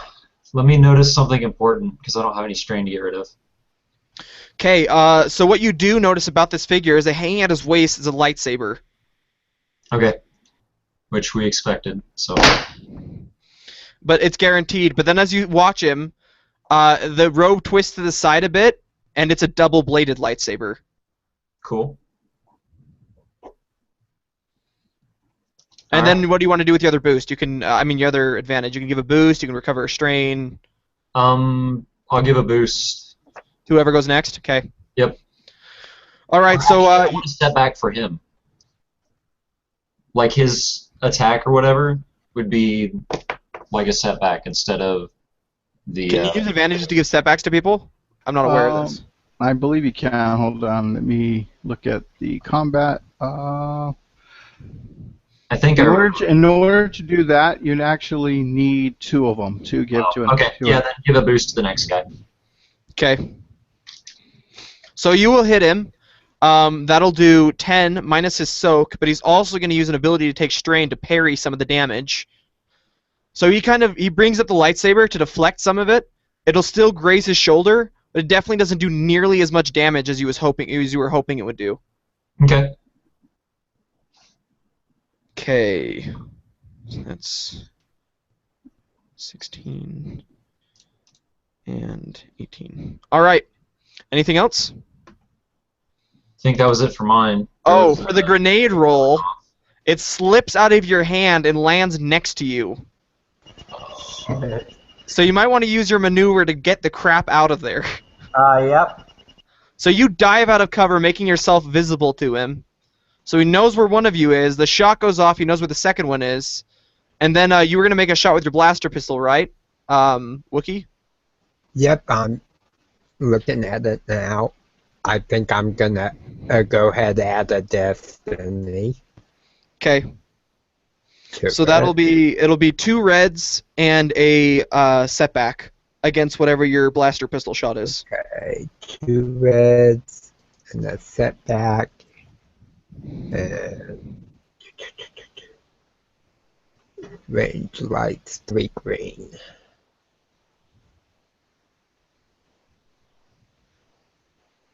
Hope Okay. I got it. Right. So he deftly kind of steps out of the way as your shot goes past him, but you can recover strain or pass on boost dice. I think I will pass on boost dice to whoever goes next. Okay. Cool. You'll pass on boost dice to go next. So now I need everyone to roll initiative, unless you use your turn to shut the door. behind him, Gabe. So everyone roll initiative for me. So I know there's 2 different initiatives. If our vigilance is better than our cool, can we still? Well, basically, cool is if you get surprised. Oh no, vigilance is if you're surprised. Cool is if you're expecting it. So roll cool. Okay, that seems really weird to me that I'm better when I'm surprised than when I'm normal. You know what? I'll allow it to be rolled either way since you were waiting for him. So you could roll vigilance if you wish. What that represents basically is that you're, even though you're not really ready, you're quick to react, versus you're knowing what's going to happen. You may not be that quick to react because you're just reacting to what's not happening. Like you can do that quick, take your gun out, get into defense mode, something like that. It's basically you're quicker to react when you're not expecting it versus when you are expecting it, because you're already expecting it and now you're just going. Okay. You see what I mean? Okay. Yeah, I'll roll the cool for that. Okay, so he's gonna go first. He looks at each of you, assessing who's gonna be the greatest threat, and his eyes land on the Wookiee. And he is going to rush across towards you, igniting his double-edged lightsaber, which glows in 2 strands of green as he rushes across the floor towards you. So he's going to attack you with his lightsaber. Do you have any armor or anything that gives setbacks? I have blaster armor, I believe it is. No, blast vest. So do you have any defense then? Do you have 1 defense? I'm guessing? I believe so. Okay, so you have 1 defense. I will give him a single setback. And here we go. Oh, what the... Oh, goodness, I didn't mean to do that. Okay, roll. Okay, so he rushes forward, bringing his double-edged lightsaber around, and he just cuts you across from the waist all the way up to the shoulder, just leaving smoldering hair behind. It digs through your armor, cuts you all the way up and across. He's going to take a point of strain, though, as he does this, as he puts a little bit of extra force behind it. And you're going to take 10, because it'll ignore all of your soak with the breach. So you take 10 damage. 10 wounds. Okay. All right, next up is one of you guys. Pretty baggage. Yeah, I'd wind up and take another shot. Okay, go ahead. 3 blue, and it was what roll again? It's against 2 red and a setback. 2 red and a black. I lose the quick strike, but still have the rest of the stuff. Yeah, you still have the 2 boosts plus your other boost. Oh, nice. That's crit. So add another 20 points to the critical roll. Okay, so you do 12 damage, which is lowered by his soak, and then he'll parry again, lowering it some more. And I'm pretty sure that's a crit, correct? Yeah, with that many advantages, you definitely get a crit. So Okay. So roll on the crit table. Does anyone know off the top of their head what page that is? no. Off the top of my head, depends on what book it is. I think 147 is coming to mind. I'm not sure which book that is in, because each book has a separate. Each one has a separate, and they're not all on the same page. So let me take a look. Critical injury table is on page 217. I think. Of Edge of the Empire? Yeah. Okay. So go ahead and roll on the table then, and tell me what happens. Roll a percentile dice on it. Okay. Is there a way to do that on this one? Yeah, there's a D100 you can roll. Oh, there it is. 81. So that is. And then it adds 10 because that's the first crit of the night on this guy. Okay, so then it Oh, adds. unless you have a do you have a what's it called? I have 2 ranks in lethal blows, which adds 20. Okay, so the next one will have plus 10. Okay. So it's just 20, not 30. No, it's just 20 because the next person gets a plus 10 on top of it. Okay. So that puts us at 101. That is a hard. Maimed. One of the target's limbs is permanently lost, Ooh. unless the target has a cybernetic replacement. Okay, And so all other actions gain a setback.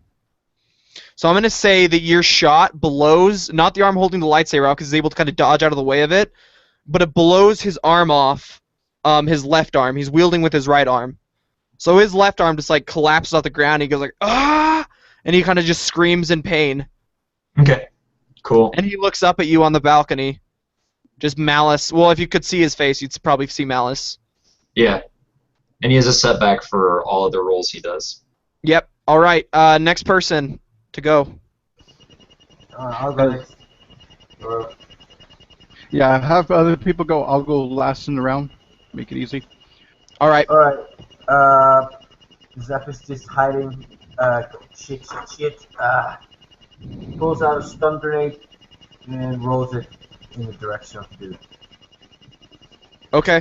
Go ahead and make me an attack against that double red with the 1 setback. Right. And I'm going to upgrade your difficulty, adding another purple to it with a destiny point. So 2 reds, a purple, and a setback.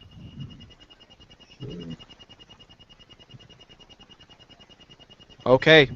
So you successfully roll it across to him. I'm going to say with the threat, though, the Wookiee is in the explosion as well. Using 3 of them. I'm going to say you rolled it too far. And with the last one, take a point of strain. So how much strain does the Wookiee and this guy take?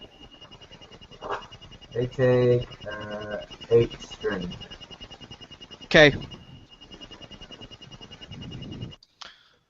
Ouch. That puts me at 0 strain. Oh, you pass out then. You collapse. The Wookiee goes down. Oh shit. And can I move at all? Yeah, you can use your maneuver to move. Yeah, I'd just like to move into better cover. Do you know what? I'm going to say you take half the strain because some of it is blocked by him. So you only take 4. Phew. Okay, next up is... Okay, who wants to go next? I think the Wookiee hasn't... Our Wookiee hasn't gone yet, so it's you can go ahead. And okay, go ahead. Oh, Yeah, or you can go. I don't care. I think I would probably go next, that kind of as I'm falling back from this blast that caught me. I'll just aim at Spectre again and pull the trigger. Okay. Oh, nice. Okay, yeah, you hit. So how much damage does your blaster pistol do? Equipment. Encumbrance 3, so 1. For some reason it doesn't have it down. I believe a blaster pistol does it do 5? I think so. Okay. So it slams into this armor that he's wearing and it singes a small hole through. It doesn't do tons to him, but he grimaces a bit as you hit him in his other shoulder. Okay. All right. And I think I would continue to fall back to try to get away from his lightsaber. Okay. You fall backwards away from him with your maneuver, just getting away. So you're out of range, so we'll have to move to you next turn if he wants to attack you. Next up, go ahead, Gabe. All right, since I'm already typing, what I'm going to do is initiate an attack sequence for the commander at the post in this part of the city. And basically it's stating to come to this location, Jedi, all personnel, attack. Okay, so that'll... That's going to take my whole time typing it out and sending it in radio surveillance, or not radio surveillance, but computer surveillance with it. And of course, I still have the comm from the. Yeah. You get a response almost immediately that a detachment has been sent. Not to a your detachment, many detachments. Okay, many detachments have been sent. Yeah, I mean, Jedi, I guess it is a Jedi, so. you see that squads 1 through 5 have each been sent. So Yep, you've got 5 and- squads of stormtroopers heading here. Yep, and that's basically my turn because it is communicating through that whole little round. Okay. The other figure who is in the room kind of sees that all this crap is hitting the fan, and he is going to pull out a blaster, and he levels it towards the person who's throwing grenades. And he's going to take a shot at you with this blaster rifle. Alright. Against difficulty 2. Do you have any armor or defense? I have 3 soak value. Okay. So he's going to shoot at you. Oh man, he misses. Okay. So he's going to pass a bunch of boost dice on along, though, to his friend,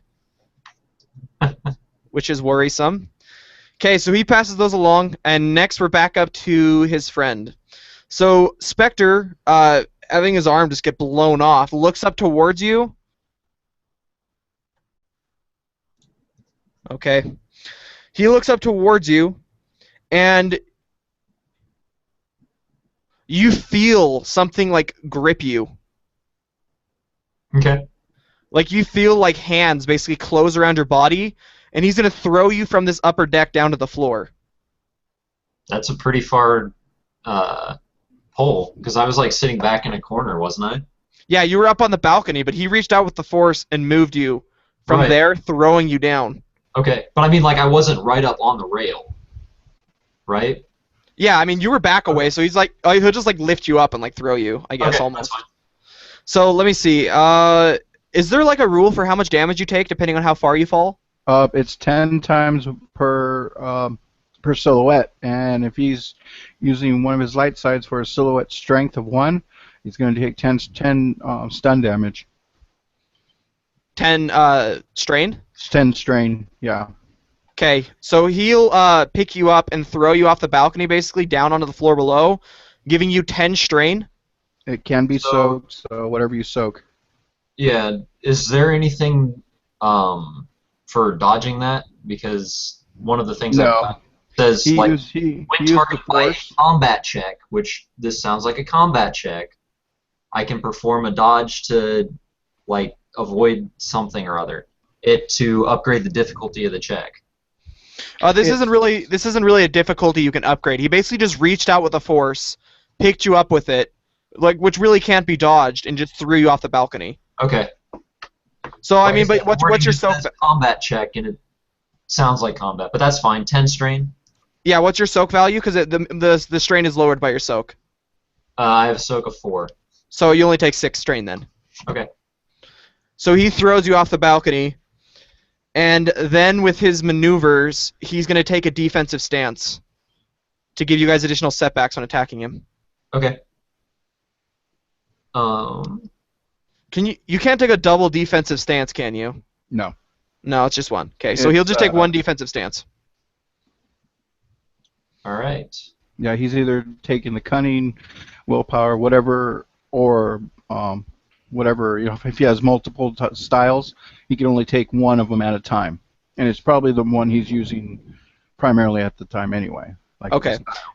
And so that I don't get torn apart by anyone who's watching this, I meant to say that he uses reflect, not parry.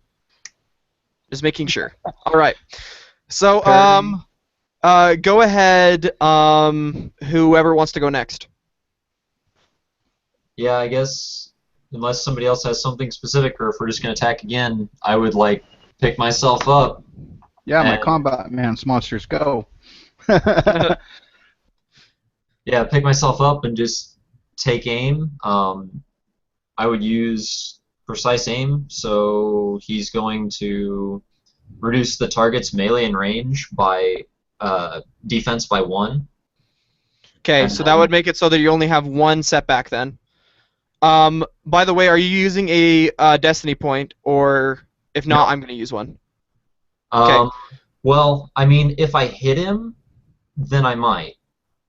You don't get to choose if you hit him or not. Like you have to choose before you shoot. Well, so what it is targeted blow. After making a successful attack, you may spend 1 destiny point to add damage equal to the agility in 1 hit. Okay, but that's after the initial check. So if you're not going to use one for the attack, I'm going to use one to upgrade the defense. Okay, that's fine. Okay, so I'm it'll be 2 red, a purple, and a black then. So against what your was shot. I removing from? Because you said I got 1 setback away. Yeah, you got rid of his 1 armor, but he took a defensive stance. Okay. So he adds a setback from his defensive stance. Okay. Ooh, a triumph. Okay, so you don't hit him, but what do you want to do with the triumph? Can I hit the other guy? Like, I shoot past him and hit the other guy? Like, I was aiming for him, or he, like, deflects it, And it hits. You know what? Just because that's super cool, yeah. I like it. Yeah, you hit the other guy. Okay. So that is the 10 damage. Okay, so his soak is 5. Okay, so he deflects it, and it just slams into this guy's shoulder, and he kind of just grunts in pain. He says, "Hey, watch it!" Okay. And I am going to use those 2 advantage to give him a setback on his roll. All right, okay. The Jedi or the The Jedi. The Jedi. Okay. All right. Who's next? I'll go next. As the Jedi is focused on Ravis, then I would like to see if I can maneuver behind him, flank him, and take a shot at him. Okay. Yeah. Go ahead. So it's 2 red and a black. Oh, 2 red and 2 black actually. And give yourself a boost though, because you are flanking.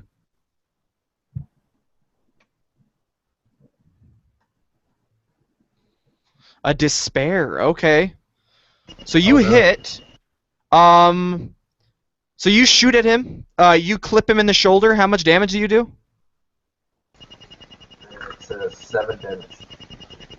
Okay, so that lowers it by his soak. Okay, that lowers it by okay. So that'll be okay. So he kind of grunts as you hit him. I'll let you choose what you do with the advantages, but for the despair, I'm gonna say that your power core on your gun runs out. All right, cool. So your gun fizzes and pops as the power cell just explodes in the chamber. All right. Can my advantage be that when it pops, I like drop it and it makes him think that I actually went the other way that I did when I go back into cover. Okay, so you want to duck behind cover and make him think that you went somewhere else. Yeah, that's fine. Okay, so he thinks that you're off to his right when you actually went to the left. And then you have 1 more advantage, so you can pass a boost along or recover strain if you want to. Yeah, I want to recover strain. Okay, you recover a strain then. All right, next person. Okay. First off, how many destiny do we have? You guys have 3 destiny points right now. Okay, so I have 1 left. I think I would use it, but I'd like to use Rush at Spectre and pick him up by the throat and just blast him right in the stomach. So, how does that work with like picking people up, or is that just kind of like a flavor thing? It's more of a flavor thing, but what he's going to do, he's going to make his maneuvers to get to him. Then he's going to use his brawn to basically, he has to probably do the attack, so it'll probably be a melee attack, or not melee, a brawl. And then basically, if he makes it, then he can lift him up, and then then he can do whatever he wants at that point. But since he's doing an attack, he has to wait for do the blast attack until next round. Okay, go ahead and give me your brawl check then. Unless So you do the my strain. brawl is 2 yellow and a green, and I'm using a destiny. Okay, and that will be against the 2 reds. Or is it brawl versus is it brawn versus brawn? Like what is it? It's whatever It's his the melee attack. defense is. Yeah. So 2 red and 2 black then still. And 2 black. And by using the destiny, by the way, you would upgrade the green to a yellow. So just roll. Well, Well, I mean, I guess the green. Just re-roll it. Yeah. Yeah, just 'Cause it's re-roll it. all Three. weird. You do 3 yellow, 2 red, and 2 black. Oh, it's the same roll though. So nothing, Neil. Okay, so you try to pick him up, and he nimbly kind of just ducks out of the way and kicks you in the back of the leg, making you suffer a strain. All right, go ahead, Russo. Okay, so basically all communication is up right now. I'm waiting for them to say they're here. So I'm going to actually attack the other gentleman, not the Jedi, because I don't do very well against Jedi, especially when I have a master who is a Jedi-ish. So tell me his difficulty for him. If you're shooting a blaster pistol at him, it would be 2 red and 2 black.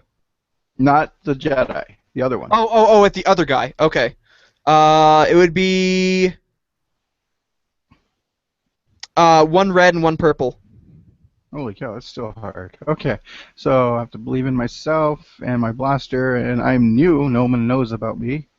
And I'm gonna go ahead. Ooh, nice. Woo! So I'm gonna go ahead. He does. It's I believe I said 5 earlier. Let me take a look. Yep, it's 5. So 7 points of damage, and because I felt good with that, I'm actually giving myself a max strain. Yeah, give a boost to the next ally. Okay, yeah, you pass a boost along. And Yes. next up is this guy. As you shoot him, he kind of like staggers a bit as he gets hit by the shot in the shoulder. And like he kind of like looks around, and then he sees you, like hiding over in the corner, and he levels a blaster rifle at you. Okay, so that'll be... Do you have any armor? Or, I mean, defense?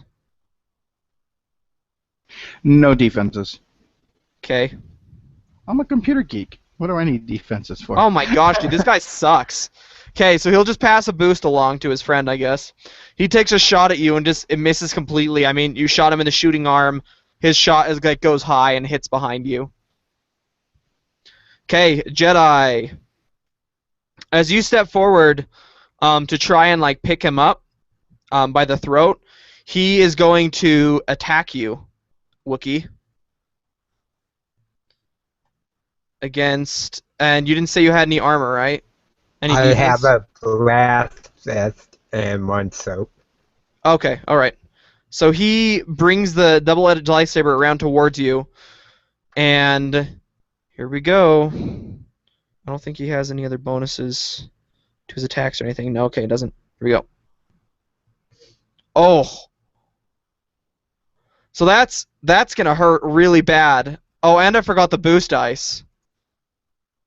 Okay, nothing on the boost. Okay, so he brings the lightsaber around, dealing 10 damage to you. And I'm assuming that drops you. 10 wounds? Yeah, that puts me at like -3 on wounds. Okay, so he drops the Wookiee. And that's also a crit. I can make it a crit, or I could just pass boost along. I'm going to have him recover strain, actually, from this. So he recovers some strain. And then he turns, and I'm going to use the Triumph. To say he uses a force power to pick up the Wookiee, and he throws it towards the sniper. So when on your next shot, you're going to have another setback against him. All right, go ahead, whoever wants to go. Zep uses the opportunity when he turns around and throws the Wookiee to arm his last frag grenade and kind of roll it between his legs. Okay, go ahead. Against 2 reds and a black.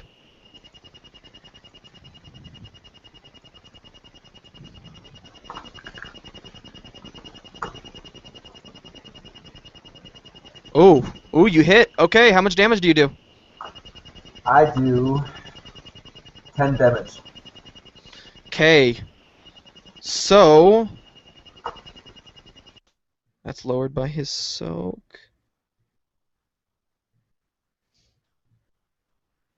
Okay. So you throw that this frag grenade towards him. It rolls between his legs and blows up. Take a point of strain because you were too close to the explosion. It throws you backwards against the crates, and it hurts. He's not looking very good at this point. You see like his mask is kind of sharded from the explosion. Like half of it is still on his face and half of it isn't. I just go, and that was for the Wookiee. Okay, who's next? I guess I will go.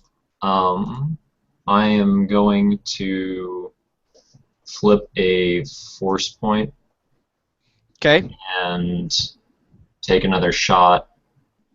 Like, kind of moving around the Wookiee, but in order to do that, it takes me some time, and I'm not quite as precise. And then I'm still aiming at him, still using the precise aim to reduce his defense. Okay, so 2 red and a black then, against whatever your shot is. Ooh, okay, you hit him. He's definitely going to use a parry. But that would be 11 damage. So his parry lowers... I mean, not parry, reflect, goodness. Lowers that by... Okay, so he takes... Okay. So he staggers from the shot. Where do you hit him to almost drop him? I probably am aiming right for the arm where it's wounded already. So just trying to nail that point home so it hits right in his arm. He just falls sideways a little bit just from the impact of it.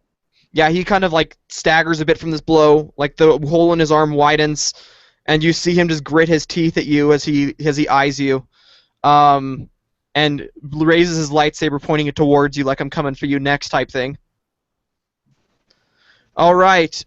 Next up would be our slicer. Before he goes, I want to say it's been fun, but I gotta go grab dinner. All right. Left you a message on Facebook. All right, for sure, man. Thanks, playing was fun. Thank you so much, Jaren. Oh, no problem. I enjoyed it. Too bad I have to miss the last little bit.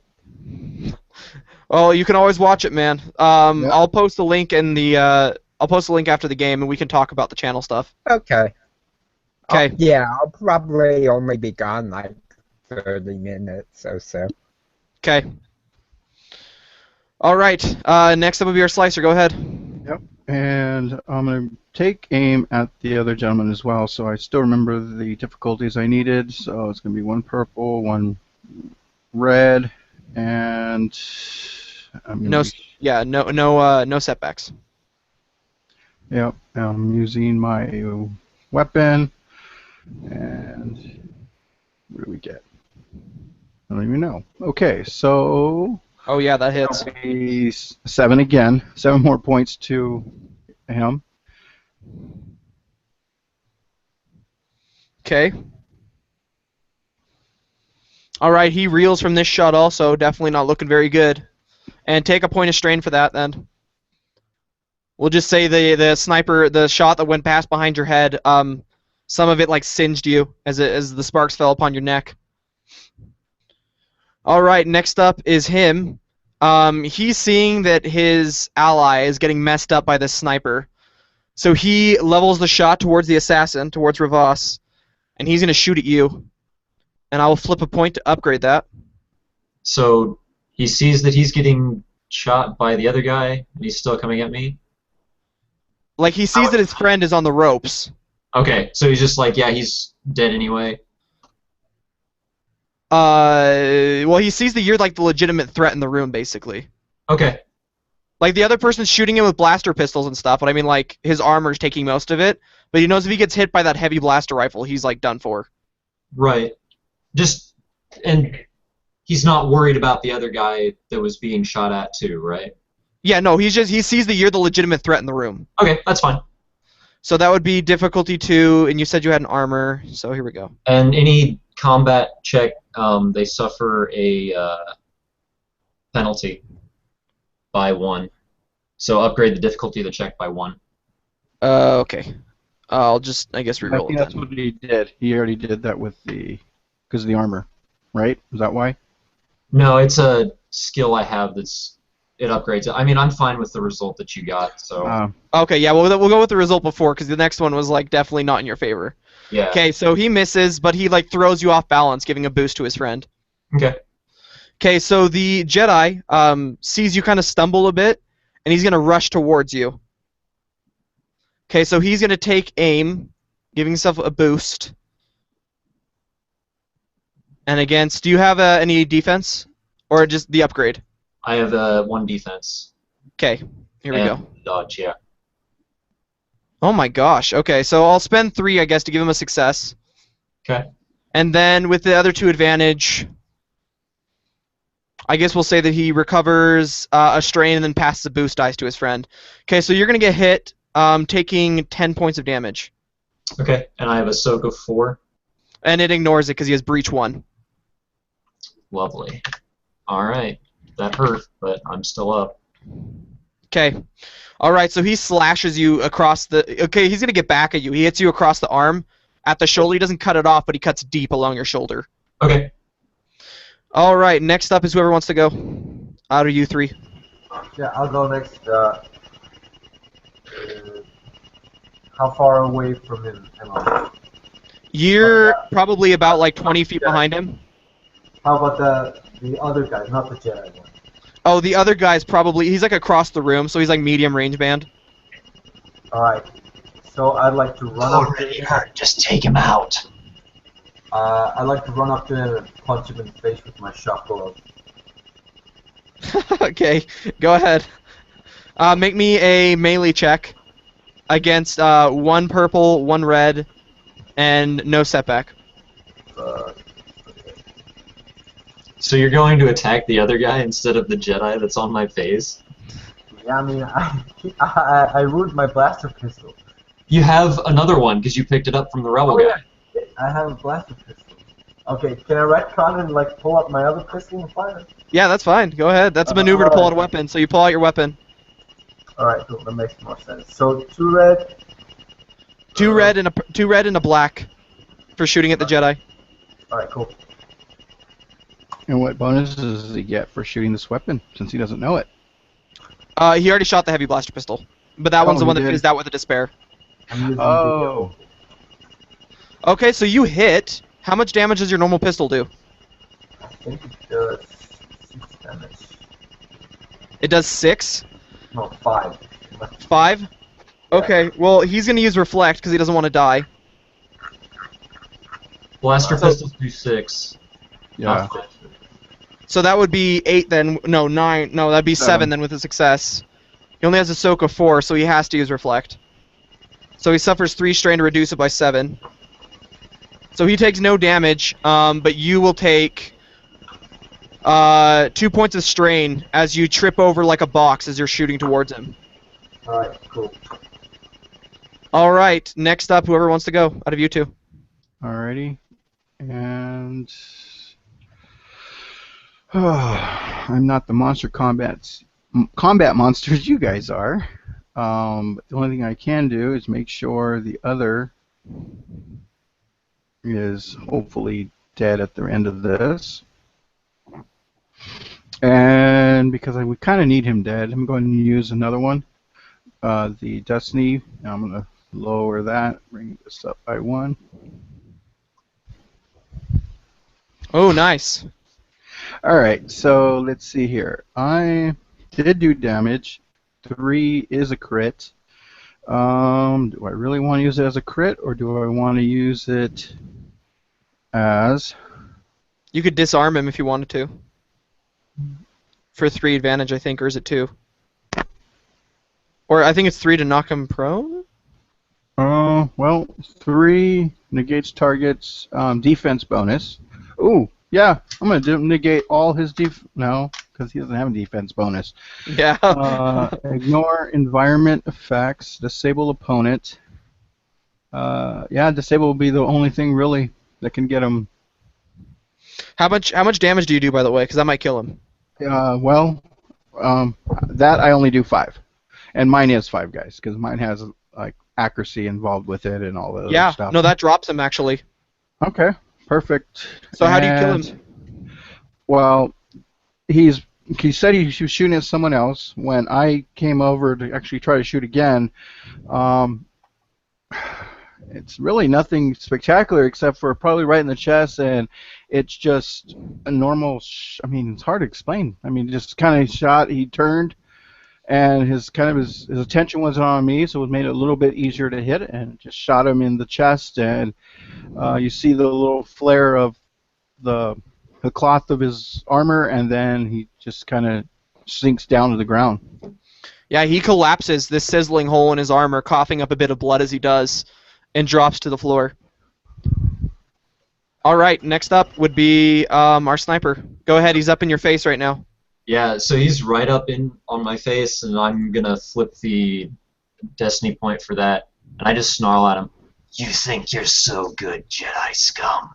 And just aim and shoot at him right in the face. Okay, for a long-range weapon in short-range combat, are there any setbacks in that? Like if you're engaged with a blaster rifle, is there like a single setback that's added to the dice? If he's engaged, I think there's a setback. Okay, so that would be 2 red and 2 black then. Move backwards and then shoot at him? Yeah, you could disengage with a maneuver and then take a second maneuver as a strain to get away. Yeah, I'll do that. Yeah, so that yeah, you can break away to the medium range band then. Yep. Okay, so take 1 strain, and then I'm at 2 red, 1 black. 2 red, 1 black. Yes. Cool.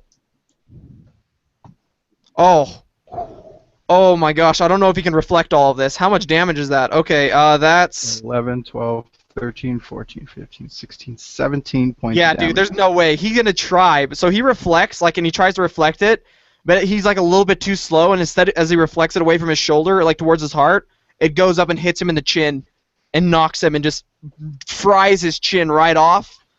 All that's left is kind of like a mangled mouth. Solid. He'd have to speak through like a voice modulator like Darth Vader now, and he falls backwards onto the ground, and combat's now over.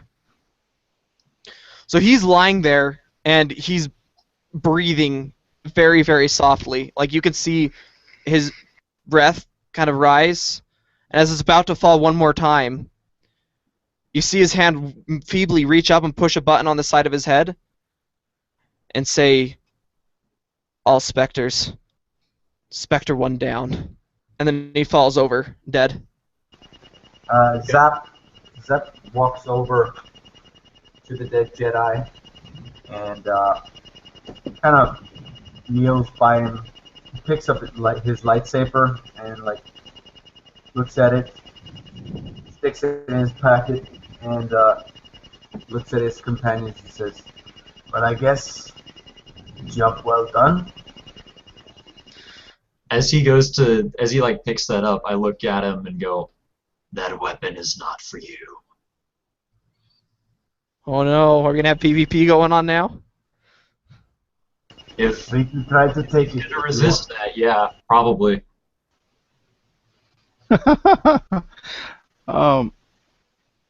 Probably at this point is where you hear the banging of doors and stuff like that. Yeah, you do, and you hear the Imperials come running down the hallway. Then I'll start opening up that door and the door that we came in, because those only were 2 ways in. So yeah, I'll open up the 2 doors. Okay.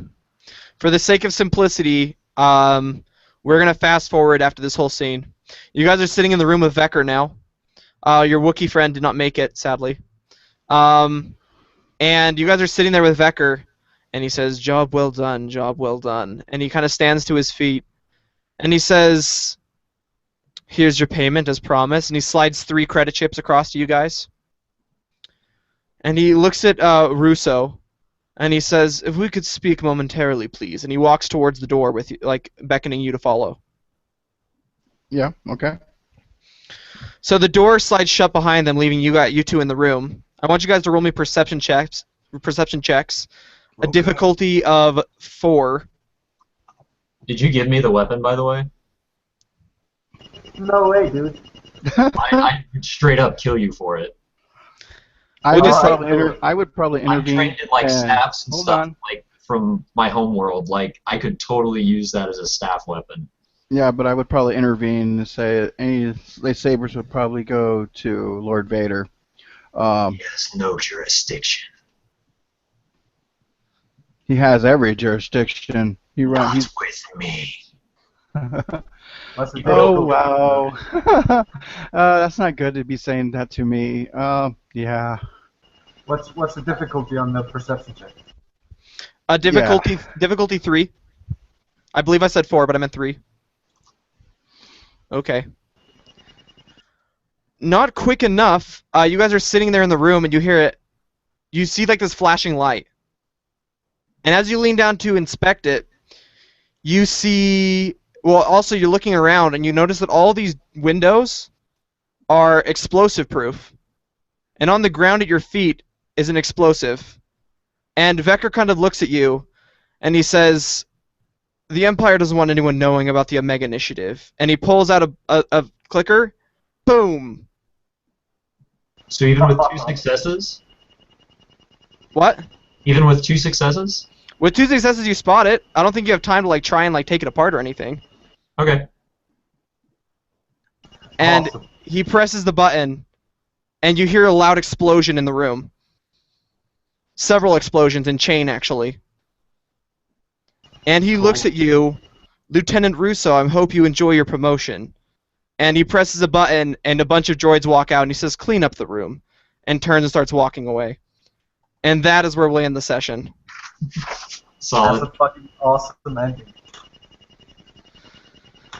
Okay, this is a session of Star Wars FFG. Thanks everyone for playing. I had a great time. And yeah, that was great. Anything that anyone wants to say? No, it was a lot of fun. Yeah, it was a lot of fun. Thanks for the game. Perfect amount of intrigue. In like explanation of why he would fight you so hard for that weapon, like his primary motivator is ambition. So It's like a sign of power, probably, to hold a lightsaber. yeah, it's a sign of power, and like the Ravas themselves, like they do tons of training as children. Like that's where all his tattoos and stuff came from. They're trained in the use of like stabs and stuff. It's an old remnant from when the Sith were like super powerful, and so the ability to fight with those kinds of weapons is inherent. Because this is like Darth Maul's race, right? Yeah, the So that's why Zabrak. that's so important to him, and he would fight you to the death for it. Yeah. But my motivation was also ambition and greed, so he wouldn't have let that go. Yeah. Just Hey, so it's not anyways, like- either way, you guys are both dead, so. Yeah. And one of the droids comes walking out holding the lightsaber and says, you requested this, sir. Damn it. My force ghost is like cursing. Dude, the Vigos clean up their messes, man. And anyways, thanks everyone for playing. I'm going to end the broadcast now, and if anyone wants to sit around and chat afterwards, I'm down.